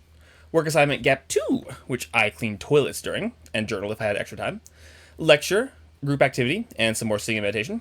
Then walking meditation, 30 minutes. Dinner. And then I was supposed to do a sitting meditation, and then a walking meditation for the next 2 hours. But I always went on a vigorous hike instead, because I was like mega antsy. Like I had been so cooped up. So after that, hour-long guided meditation, and then I would always get a late night snack and have some cheese and dates, which, by the way, when you don't have any sugar for a week, cheese and dates, peak. And then I'd have some chamomile tea with that, and then I'd sleep, and then rinse and repeat for every day thereafter. Hence, as you can see, there wasn't much variability in my outer world for the week I was there. So what did I do? Meditate. Literally just meditate. And we were supposed to like meditate during our meals and during our work, like mess things, and yeah, which I occasionally did do, but didn't always. So like, I kind of got tired of meditating because literally our whole day was spent meditating. So yeah, the only thing that really did change day to day is that they taught us different things in lecture, and occasionally we'd have a different group activity during the lecture time, and we'd have like maybe some one-on-one coaching sessions. But yeah, like not much shifted. And during the group activities, we really didn't get to speak to each other at all. Like we did, but it was in a very structured fashion. Like they would give us a question, and we would only ask that question, and the other person could answer briefly, and then we'd have to say thank you in response. So technically, we got to talk to each other, but not like really, and only for like 30 minutes a day. So yeah, physically, that's what I did for a week. We didn't talk about anything because we didn't talk, and yeah, nothing really like changed externally. I just sat there. Like if you were watching it as a movie, it'd be a very, very boring movie. So basically, everything that did happen for me was internal. I mean, I guess it's not totally true. I did like some serious hiking. I ran/power walked up a number of trails. I got like super in tune with nature during the whole thing. Like I got to pet lizards. I had a baby bunny, like rolling its side in the dirt like 5 feet away from me. I watched a doe and fawn like nuzzle together for 30 minutes. And then I like stroked the tail of a snake that I thought wasn't a rattlesnake until it rattled. And then I quickly stopped doing that. But like other than those small things, I didn't really do much. However, I will say that those small moments meant a lot to me during that week. Like, honestly, they were kind of the theme for the retreat. Like, once you pay attention to the small moments, they're just as beautiful, as interesting as the big ones. The only difference is we don't often, pay attention because they don't capture our attention. But to me, they were a lot of big moments because I was paying attention to them like I would for something that was big. But yeah, as for the inner journey, man, that was crazy. Obviously, I'm not sure I want to share everything here because, this is more public. But, like, it was a whole process and really, really hard. For one, it was just really hard to sit perfectly for like 30 to 50 minutes. Like that was just very hard to do. Like being that still for so long was ugh. And two, it's really hard to keep your attention from wandering for that long, every day, all day. Like I genuinely got attention fatigue, which is not something I've really experienced before. Like I'm pretty anti-ADHD coded, and it's been really easy for me to like direct my attention how I want to direct it. Like I'm not usually easily distracted. But meditating for 10 hours a day really pushed me beyond my limits. Honestly, I think that if I weren't already good at this and I hadn't already trained myself in mindfulness, at least a little bit, I genuinely couldn't have handled this retreat. Like, the focus and willpower that required was crazy. Especially because you're just, like, trying harder doesn't work. Like, if you try harder, it's antithetical to the point. So you have to, like, try without trying, which is honestly very hard to do. So yeah, day 1 was basically just slowing down. Day 2 and 3 was really learning how to rest into mindfulness and stay focused. And then day 4 was when the resistance really began to peak inside of me, and I got the closest to giving up. It was also during this time that we had some one-on-one instruction on how to practice, and they gave us like posture techniques and stuff, and that really helped. By day 4, I was having a really hard time focusing and like letting go of my relentless urge to be productive and efficient. And meditation just isn't efficient. In fact, approaching it without the desire for efficiency is genuinely probably the most efficient way to go about it, paradoxically. So yeah, I really just had a very hard time during those days. However, at the end of day 4, something really clicked for me, and I just like felt like I got it. Like, it clicked. And of course, like it was still challenging, the meditation after that point, but like I started for realsies meditating in the days that followed. On day 5, they let us stop focusing on our breath and let us also focus on our emotions and thoughts, which was like crazy healing. And then on day 6, they let us do what they called open meditation, which is where basically anything is a permissible subject for attention, as long as you're viewing it mindfully, And that was also a crazy experiences. Like, my senses went on crack. Like, I could hear, see, and smell everything. Genuinely, like, a trippy experience.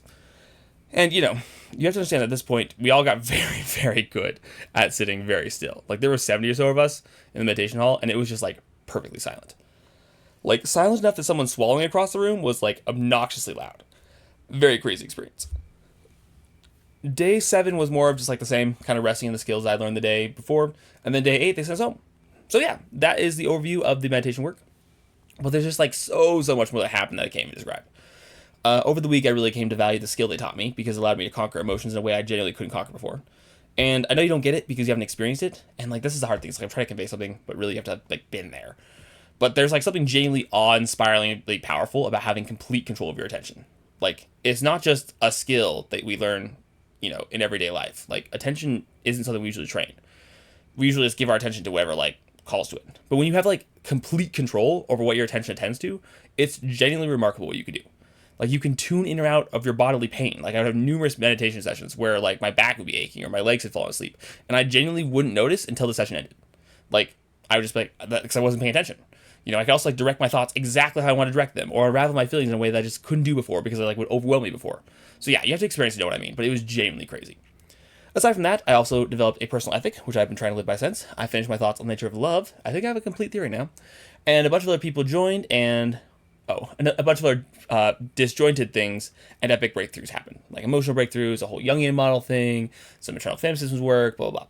Point being, it was a really, really impactful week, and I highly recommend it to everyone that they learn the skill of mindfulness, because I think it will genuinely change your life.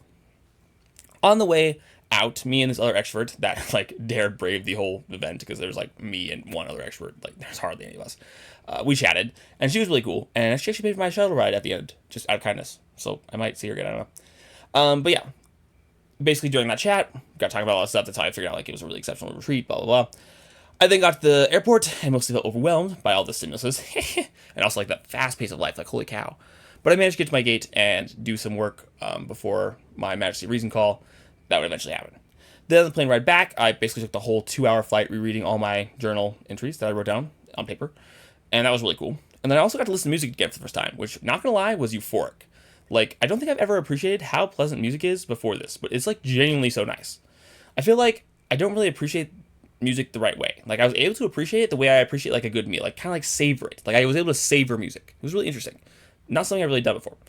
Anyway, I got back, Nia picked me up from the airport, and we talked the whole ride home. I then got back home, and the parents were there, and I was like, hi, I'm so glad to see you, blah, blah, blah. And I told all the tales over at Five Guys, and I got to eat the first meat in ages, which was really nice, because meat is really good. Then finally, Em and I took a drive, and she was gracious enough to listen to me for a few hours as I told her everything that happened to me. And it was like a crazy day coming back, but also like super nice, because, you know, I was like, I actually love these people. And also, it felt really long because I was like mindful the whole time. So yeah, I really was glad I got to experience that, and also shared that experience with everyone else once I got back. But I did end up staying away till like 1:30, which was really late for me because I remember I was going to bed at like 9:30 before. I woke up the next morning, far earlier than I would have liked. No surprise there, with the sleep schedule I've been habituated to. I then started the day by catching up on all the little things that I was behind on. I did Foory, played some table tennis with the Boys and Girls Club, and then I went scootering there and back. And on the way back, my scooter tire popped, and so I just limped my scooter home. And normally that would have stressed me out, but honestly, I didn't really mind. I was kind of just like, oh, my tire popped. Interesting. And that's like sad recounting it now, because I haven't been able to have that like same level of mindfulness like weeks after.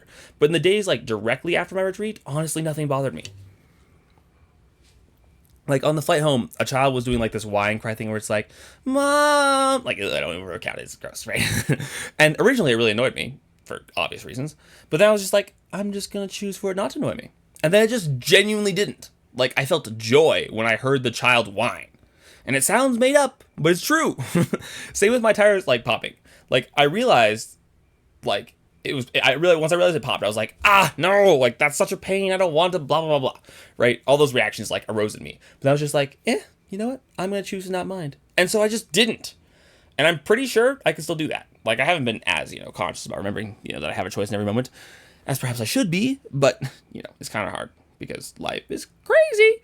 But regardless, like, it was a really cool skill. So when I made it home, I just fixed the tire, and I didn't have any like emotional attachment to the fact. I was just like, oh, the tire needs to be fixed. Ta-da. And I did it. Mom and I then meditated for 45 minutes, and I was like both impressed and annoyed because she was able to sit still for the 45 minutes first try, which there's heck no way I could have done that first try. So her talent vexed me. But honestly, Mom was like built for mindfulness, like it's up her alley. After that, Katie and I talked, and we tried to take some steps forward to resolving the fracture in our relationship. And since I had conquered all my emotions during the retreat, that talk actually went really well. I then talked with Em, and we got food together. We watched a movie, and then we did some small things till she felt sick, so I took her home, because she's not having a car, and so that's still a pain. And the next day, I worked on my Majesty Reason Response doc, because I woke up very early with big brain ideas. Then I went back to sleep after an hour or two of like writing those down, finished all the small things I needed to do, and then just relaxed for a bit. I then barely made it in time for my first Muay Thai class. I'm starting martial arts, yeah, woo! Also, I swear I can't spell Muay Thai, so I'm just going to call it Mata. Or MT. And I went with Brayden, because we're doing it together. And it was exhausting, but totally dope. I've wanted to learn martial arts for ages now, so I'm excited to actually get to do that. Because, now I don't have my port, I can actually do it. Because I was actually going to do it right before my chemo started, but then I had chemo, so.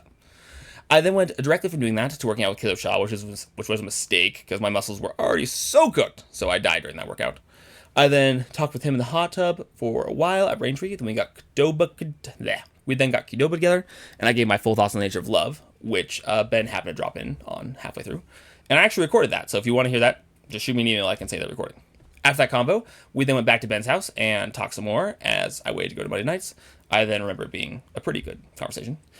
I had a good time seeing everyone again. I played Magic at Monday nights, and once it ended, I just came home, took some pills, did some quiet time, and then went to sleep.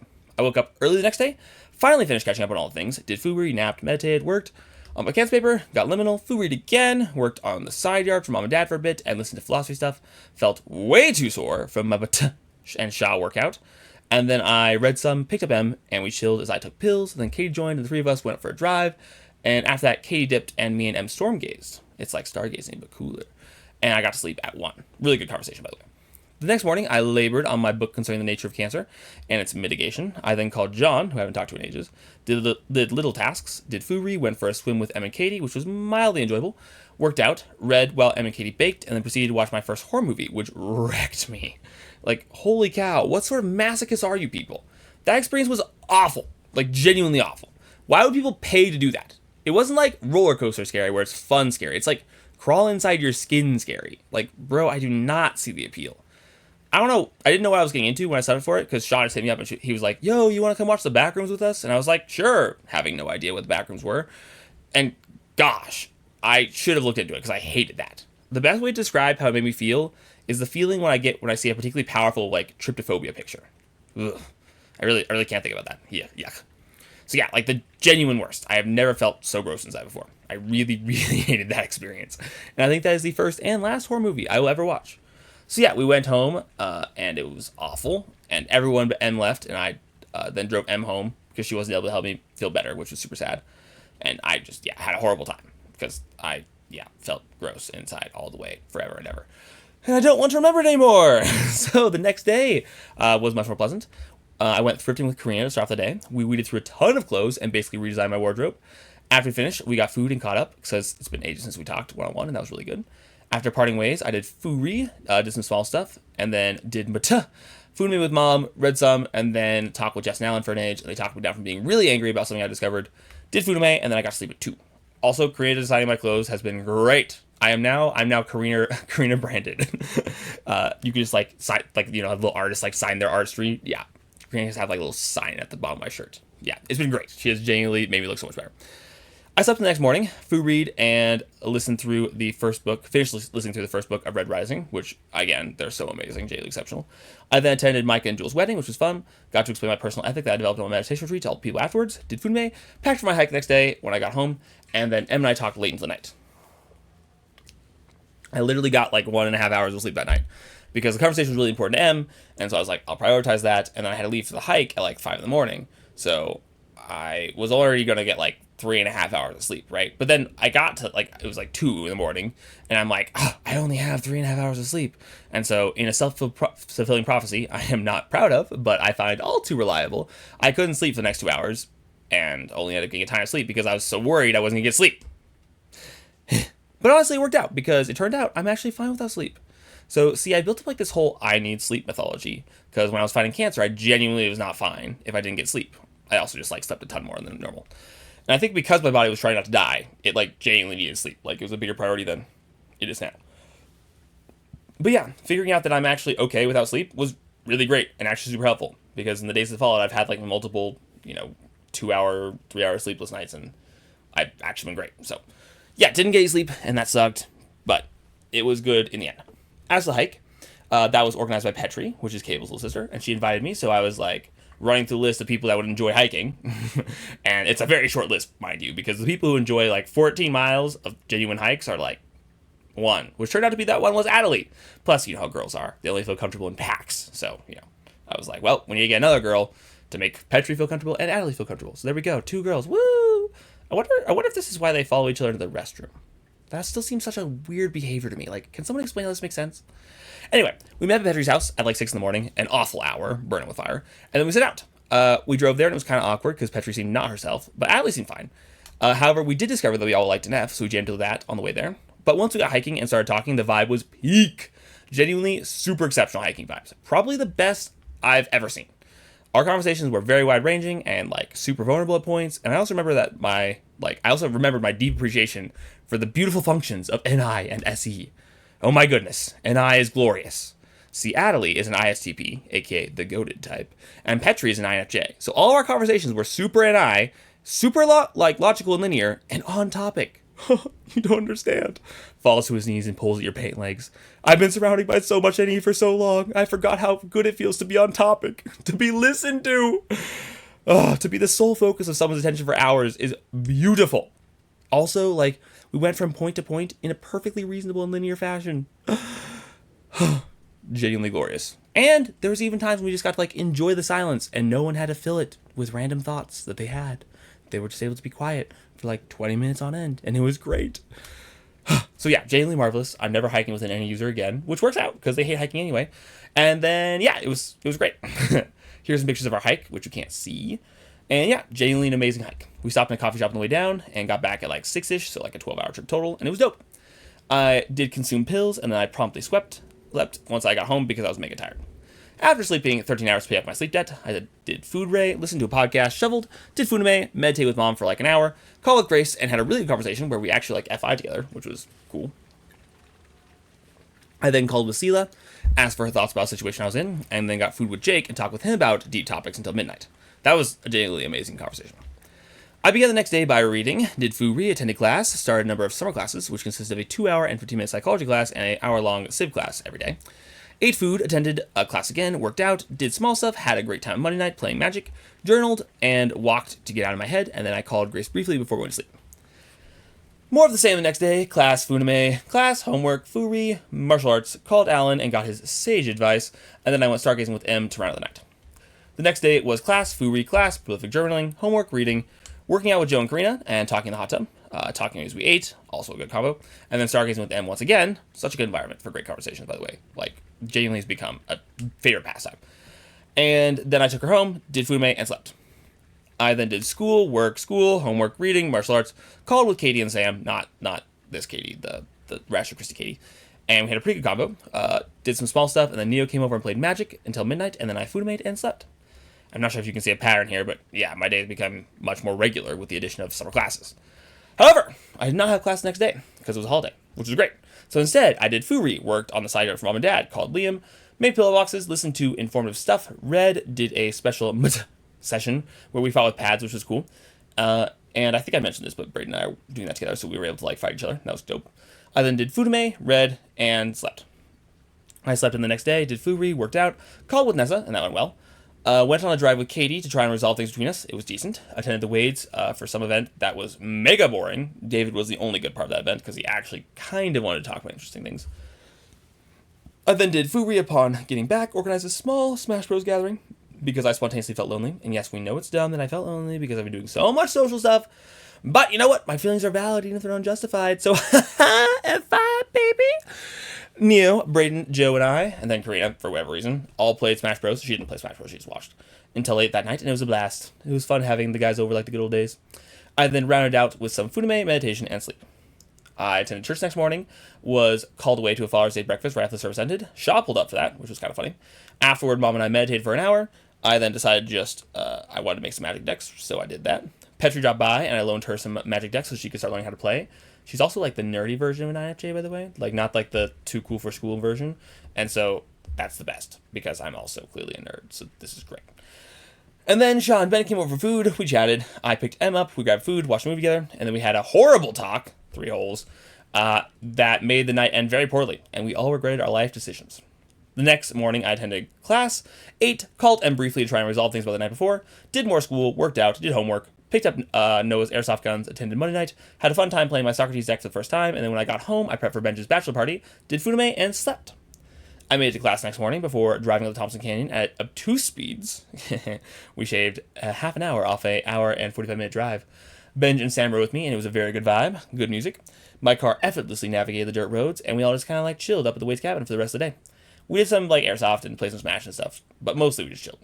Also, we played this Blood in the Clock Tower game, kind of like a very complicated Mafia/werewolf game, and I got clowned on by Joe and Benj, mostly Joe. The man is way too good a liar. Overall, not the way I would have ran the bachelor party, but Ben and I were co-best man, a fact that I didn't understand until way too late in the game, and I thought Ben was the best man, I was the second best man. So, not like the second best man, but like the second best man. That I did say the same thing twice. Don't worry about it, okay? Like, there is a first and a second. I thought I was the second, not co-first. Anyway, so Ben took the reins on planning things, because we had very different ideas what would make a good party. But even so, his plan was really good. So it was a good time. I got to have the best conversation I've had with Joe in ages, so that was really good. And then I had some okay conversations around the fire with everybody before I went to sleep. I actually went to sleep in my own car bed because I wanted to try and see if that was actually comfortable. And it was, actually. The only downside being that I got to bed at like 3 in the morning and the sun rose at like 5, so I got very little sleep before I was woken by the sun in my eyes. But otherwise, it was actually very comfy. Yeah, very beautiful morning. Once I woke up, I caught up on all of Sela's posts from her self-development in Bali, which was mildly interesting. And that took over like an hour and a half as I read those. I then ate breakfast, basked in the peace for a little bit, and then I roomed down the canyon with Sam very early because we both had class to get to. Once I got back, I unpacked, barely stayed awake enough through class, slept for 4 hours, joined Ben and Alley Cat, and had a good talk, did Funame, caught up on my homework stuff, and then that was the day. The next day began with Funame. I worked on writing a letter to Katie, worked out, food read, attended my civ class, helped mom and dad deassemble my side room so Grace could have a place to stay, which was super sad. Worked some, not that Grace being back is great, but like, I did like that room. I worked some more on Katie's letter, attended Ben Janessa's wedding rehearsal, had some meh conversations, drove M home and dipped out early from a Ben event, and then I did Funame, meditated, and called it a day. And as for the next day, it was a day of much matrimony. However, before matrimony, I attended class, because when you're trying to do a semester-long course in 18 days, missing a day is like missing a week, so you just can't do that. I did, however, have to leave early so I could get to Ben's place on time, and then all the typical wedding things commenced. We took pictures, sat around, I ripped my pants end to end playing pillow soccer, the typical stuff. And we'll thank the Lord for Karina and her mad sewing skills, because I would have been so cooked otherwise. So thank you, Karina! So yeah, it was a typical wedding, though a bit shorter in the ceremony, which I appreciated. They also picked the best and my most favorite of musics of any wedding I've been to, mostly because I knew all the songs. And so that was also dope. I gave a speech which was actually good for once. It turns out when you're not nervous, my spontaneous wing it style works way better. And like, thanks to my meditation training, I was able to just choose not to be nervous. So how cool is that? And yeah, then much dancing occurred, which I deeply enjoyed. And I got some pictures of dancing. And don't look at my face too much the last one, because, yep, that's me dancing. Moving on rapidly. The wedding was great. I took some breaks from dancing to help Micah change a tire on his car, so that was unexpected, but otherwise the whole event was pretty low-key. I then helped with a teardown, drove home, showered, and then went to Ben's house and rambled about emotion until like 2 in the morning, and I took M home at the end. The next morning I ate, worked out. Grace got back from New Zealand, huzzah! So I took a drive with her and Taylor to catch up on their lives, which was good in some senses and not so good in others. I then hung out with Jake over the CSU library, which was decent. Listened to Drew and Katie have the dumbest debate ever about Cheerios and milk, man. Worked on this live date, had a really good conversation with Ben, who actually tapped out of the conversation happening in the living room, uncharacteristically. And then I had a pretty good conversation with Drew and Ben before people returned, and I left them to journal, and then I did Funame, and I slept. I woke up big early the next day for another hike with Petri and Natalie. It was a very beautiful hike, and we had a lot of very good conversations. There's one picture I got, and so I put it in here. We got to the top, and we all just like kind of went our separate ways and laid in the sun for like an hour, so that was really nice. Once we got back from that, the excursion took like 12 hours total. I called Jordan, went on an evening gazing with M because I didn't have it in me to stay up for stargazing. And so I then got to sleep at like a reasonable hour, namely 11:30. I had class next day, did Funame, finished Katie's letter, attended more school, worked out, did homework for a bit, but then I got frustrated, so I stopped because math is hard. Attended Monday Night Magic, and then I got home, did Funame, and slept. Class, food read, class. Did homework, martial arts. And then the novel part of the day is I scooted to Katie's fairy birthday party. It was a birthday party, it was fairy themed, so thereafter, I fairyified upon her request. And here's some pictures of that event via what Taylor shared with me from his beat reel, because I didn't take any pictures. So there you go, you can see me as a fairy. Yep, that's a sight. I was very fairy. We don't have to talk about it. Anyway, I ended up having a really good time because one of Katie's sister's friends was an ENTJ woman, and it turned out that she was basically just a normal ENTJ, but a woman. I've been looking for the one for ages because I've only seen one in my life. And so I was wearing, the one I saw was like 40 something. So I was like, what would a woman my age, well, my age, rough, she was like 18. But what would a woman that's younger as an ENTJ be like? And yeah, she was just hella arrogant, confident, and intense. I don't know what I expected. I guess I thought maybe giving like the FE culture of womanhood, she might be like this strange amalgamation. But no, she basically just flipped off the FE culture of womanhood and was cool being masculine, which like, so fair. Why did I ever expect an ENTJ to do anything other than that? So yeah, regardless, I talked to her, Issa, and one of Issa's friends. That was decently fun. I think that made the event feel meaningful. Otherwise, it was fairly boring. But, you know, I'm still glad I went. The next day I attended class, did food rate, did more class, studied for my first civ exam at the library with Petri, and I ended up getting a 94, so apparently that was effective. Then the plan was for Joe and I to work out, but I was feeling quite emotional, so instead, Joe obliged me and took a 3-hour FI drive with me, which was actually really, really good. Once we got back from that, we went home, and I worked out before going on a drive over to Horsetooth, only for there to be some crazy lightning, and thus I invited Taylor and Grace to come lightning gaze with me, and that was actually great. A really good conversation happened about till 1. And then we called it a night. The next morning, I went to Little Bird with the fam, took an engineering test that I studied for, and thought I bombed, but I didn't. So really nice when you're not overconfident in the wrong direction for once. A new feeling, I assure you. And then I spent 3 hours having an epic conversation with Julia and Cable. After that, I picked up Em, joined the fam, and Katie for pizza, and I got this picture of Ben and Katie. And then Em and I did an FI drive. Once we got back, she then asked me to do a run with her, of all things. So we actually did that, which consisted of me just lapping her over and over again. We then watched some Enola Holmes together before joining Grace and Taylor at Alley Cap for some Dutch Blitz, which was mildly fun. And then we did one more FI drive before I took Em home. It was a very Emerson-heavy day. And then I got back, did food and slept. The next day, I locked in on productivity. I got a haircut, which was much needed. And I also stumbled upon a stylist I actually like, so huzzah, I'll probably go back to her. I then washed and cleaned my car, did food mate, did work on my life update, planned to do a work session with Katie, but she bailed, so I worked out instead. Did more life doing work, found some new music, spent ages trying to fix my undershirt sleeves, because I bought these undershirts and they're dope, but they have way too long of sleeves. And so I was like trying to do like this iron-on tape thing. It didn't really work well. I then read, went on a powerful music walk, did Furume, and slept. The next morning was the 4th of July, and it consisted of a sequence of very disappointing hangouts. That sequence started with a spontaneous invite I got from Neo and Sydney, so I joined them over for like an hour or so over at City Park. And there was a very lame American gathering, because I love America. The conversation with Nia was okay, but nothing exceptional. After that, I got back and suffered through a family dinner, which had much to be desired, and then went straight from there to Myers Volleyball, which I expect to be really fun, but mostly left me feeling frustrated by the lack of skill and effort in the volleyballing, except by Zach. Zach was the volleyball god. Holy cow. So, I left that early, and then finally did a social thing worth my time, namely Em and I waded in the river by Watson Lake and had one of our best chats ever. 'Twas amazing, and I do love FI Doms. And that redeemed the day for me.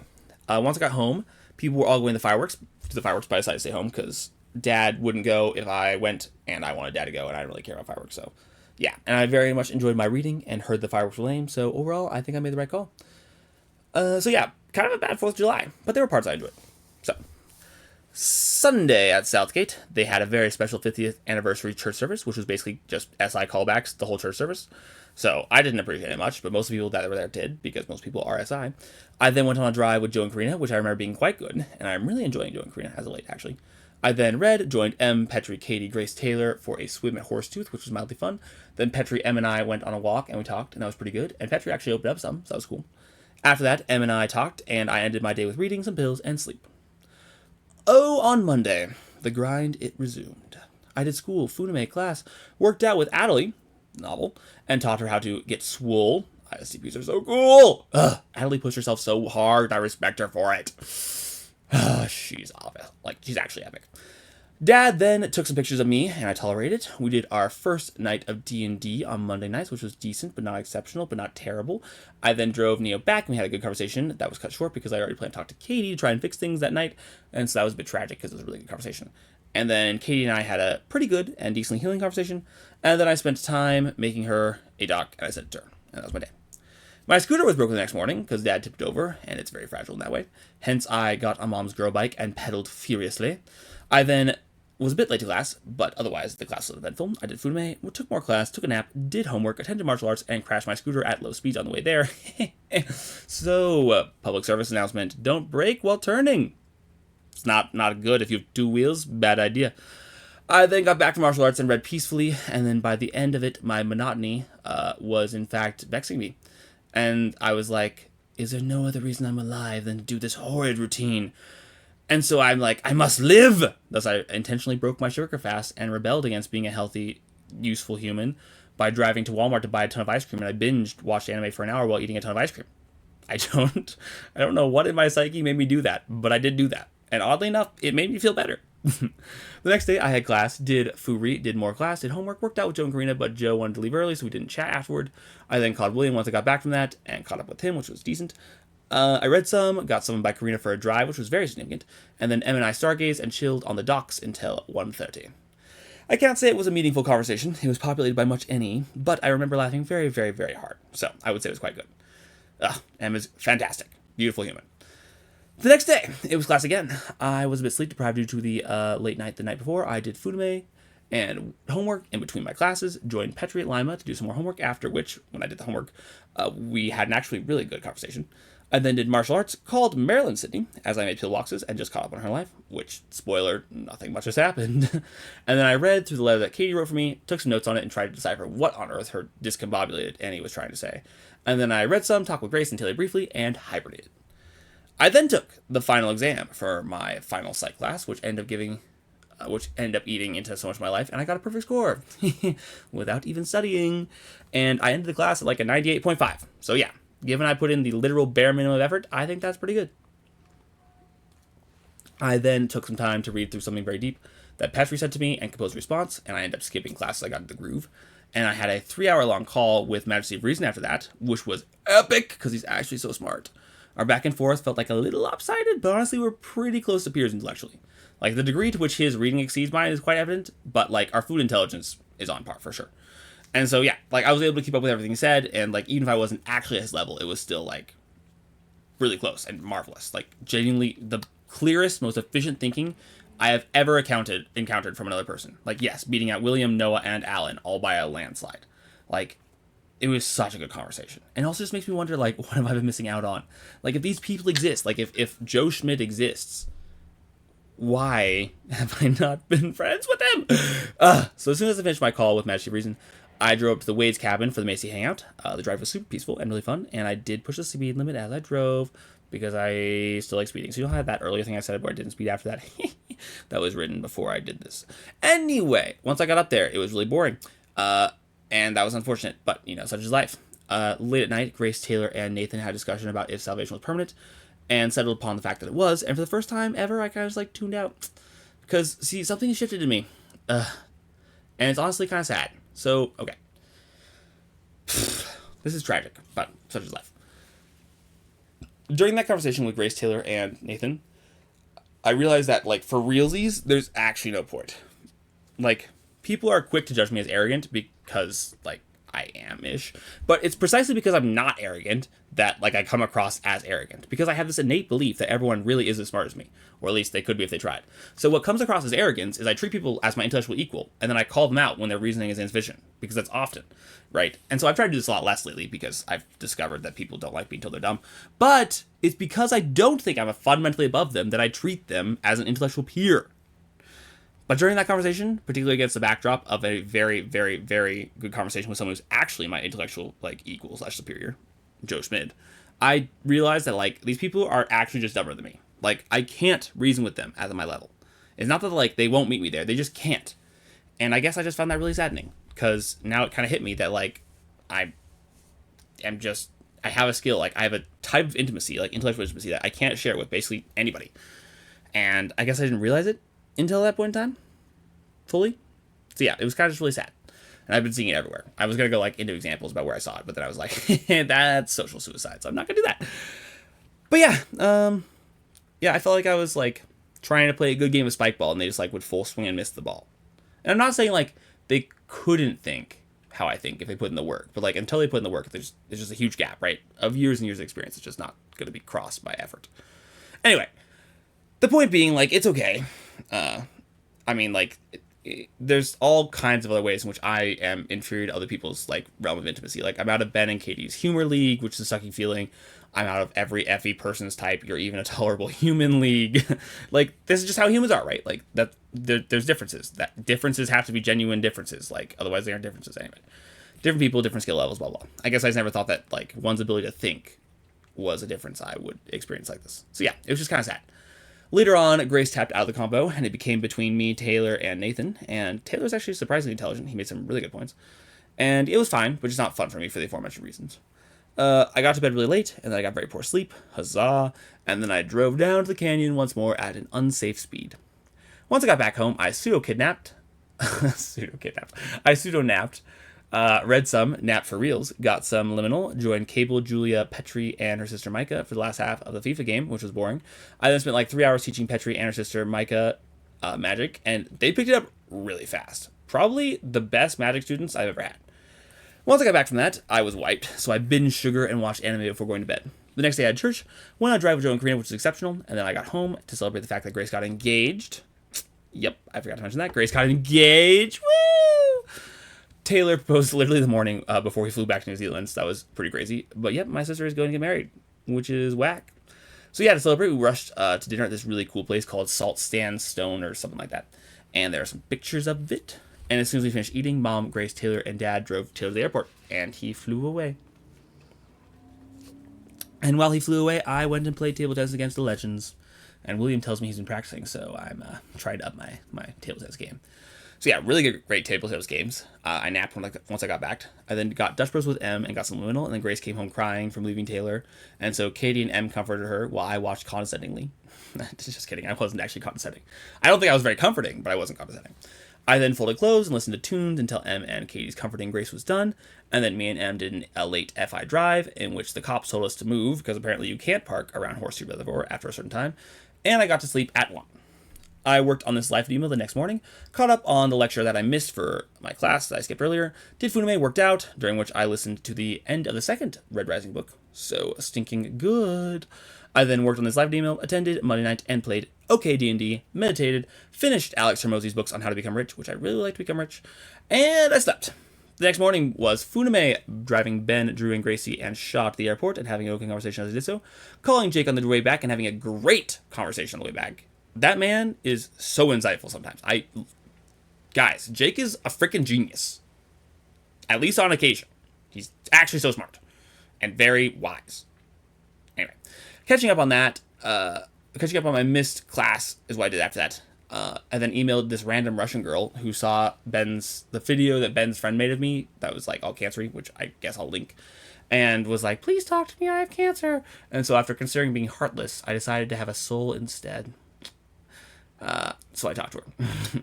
I then attended some sparring for Mutta and did okay, but mostly did bad because I suck at that so far. I then did Funime, read, started a new book, and gave up on the book I was reading because it sucked. Okay, I didn't technically give up because I don't ever give up. I'm saving it indefinitely. The next morning, I planned to pop over to Numi Springer's house to get my undershirt sewed up, but as it turns out, sewing is hard and I suck at it. Hence, I ended up not popping. I ended up staying for like 3 hours. It was good though. Like, I got to have a pretty good chat with Naomi, and I enjoyed it. Plus, she made me food, which was really nice. And of course, I actually got my undershirts sewed in a permanent way, so that was good. I then went straight from there to working out with Karina. She's wanting to be more intentional about that. And then we talked in the hot tub for an age, and we had our best conversation that we've had in years. Only for me to text her later, and she was like, so, I forgot the actual content of what we talked about. TE inferior kills me sometimes. But even if she forgot, it was a fantastic conversation, I assure you. Oh, look, thunder. I don't know if you can hear that. After that, I did Furi, read some, drove Grace all the way to In-N-Out just for her to talk to her old boss so she could get hired, but then she didn't talk to her old boss. Because she was like, can I talk to my old boss? And the person was like, no. And so she was like, okay, bye. So that sucked. Once I got back, I read more, did some work on this email, and then I slept. And then finally, oh my gosh, we're at the end. Hallelujah. Yesterday I woke up, journaled, read some, took a nap, did Funime, attended class, did math homework, and studied for the upcoming test until I did martial arts, then came home sore and very exhausted, Funime with Mom, and then I sat in the back seat as Em and Grace took a very long drive and yapped about anything and everything in typical Annie fashion. And I actually really liked that because it was just nice to listen for once in a while. And I just stared wistfully out the window and was like, nature's beautiful. And then finally, I ended the day by reading, doing some Funime, and sleeping. And as for today I woke up, I journaled furiously, did Funime. That's not true, I did Furi. And then I took my civ exam and feared for my life because I'm pretty sure I failed that. I then worked on this and attended pad training for Mutta. Came home and got liminal. And then we watched some anime together with me and Mom. And I finished writing this. Huzzah. Oh my gosh. This has got to be the longest live email on record. Our previous longest was like 21,000 words or something like that. So let's see what this clocks out to. Oh yeah. Over 25,000 words, bro. Now that is a live email. And also a record I hope to never beat ever again. But you made it this far. So you know what? Congrats to you. You guys read basically a fourth a novel or a third a novel. I don't know. Be at peace though, because you deserve the rest.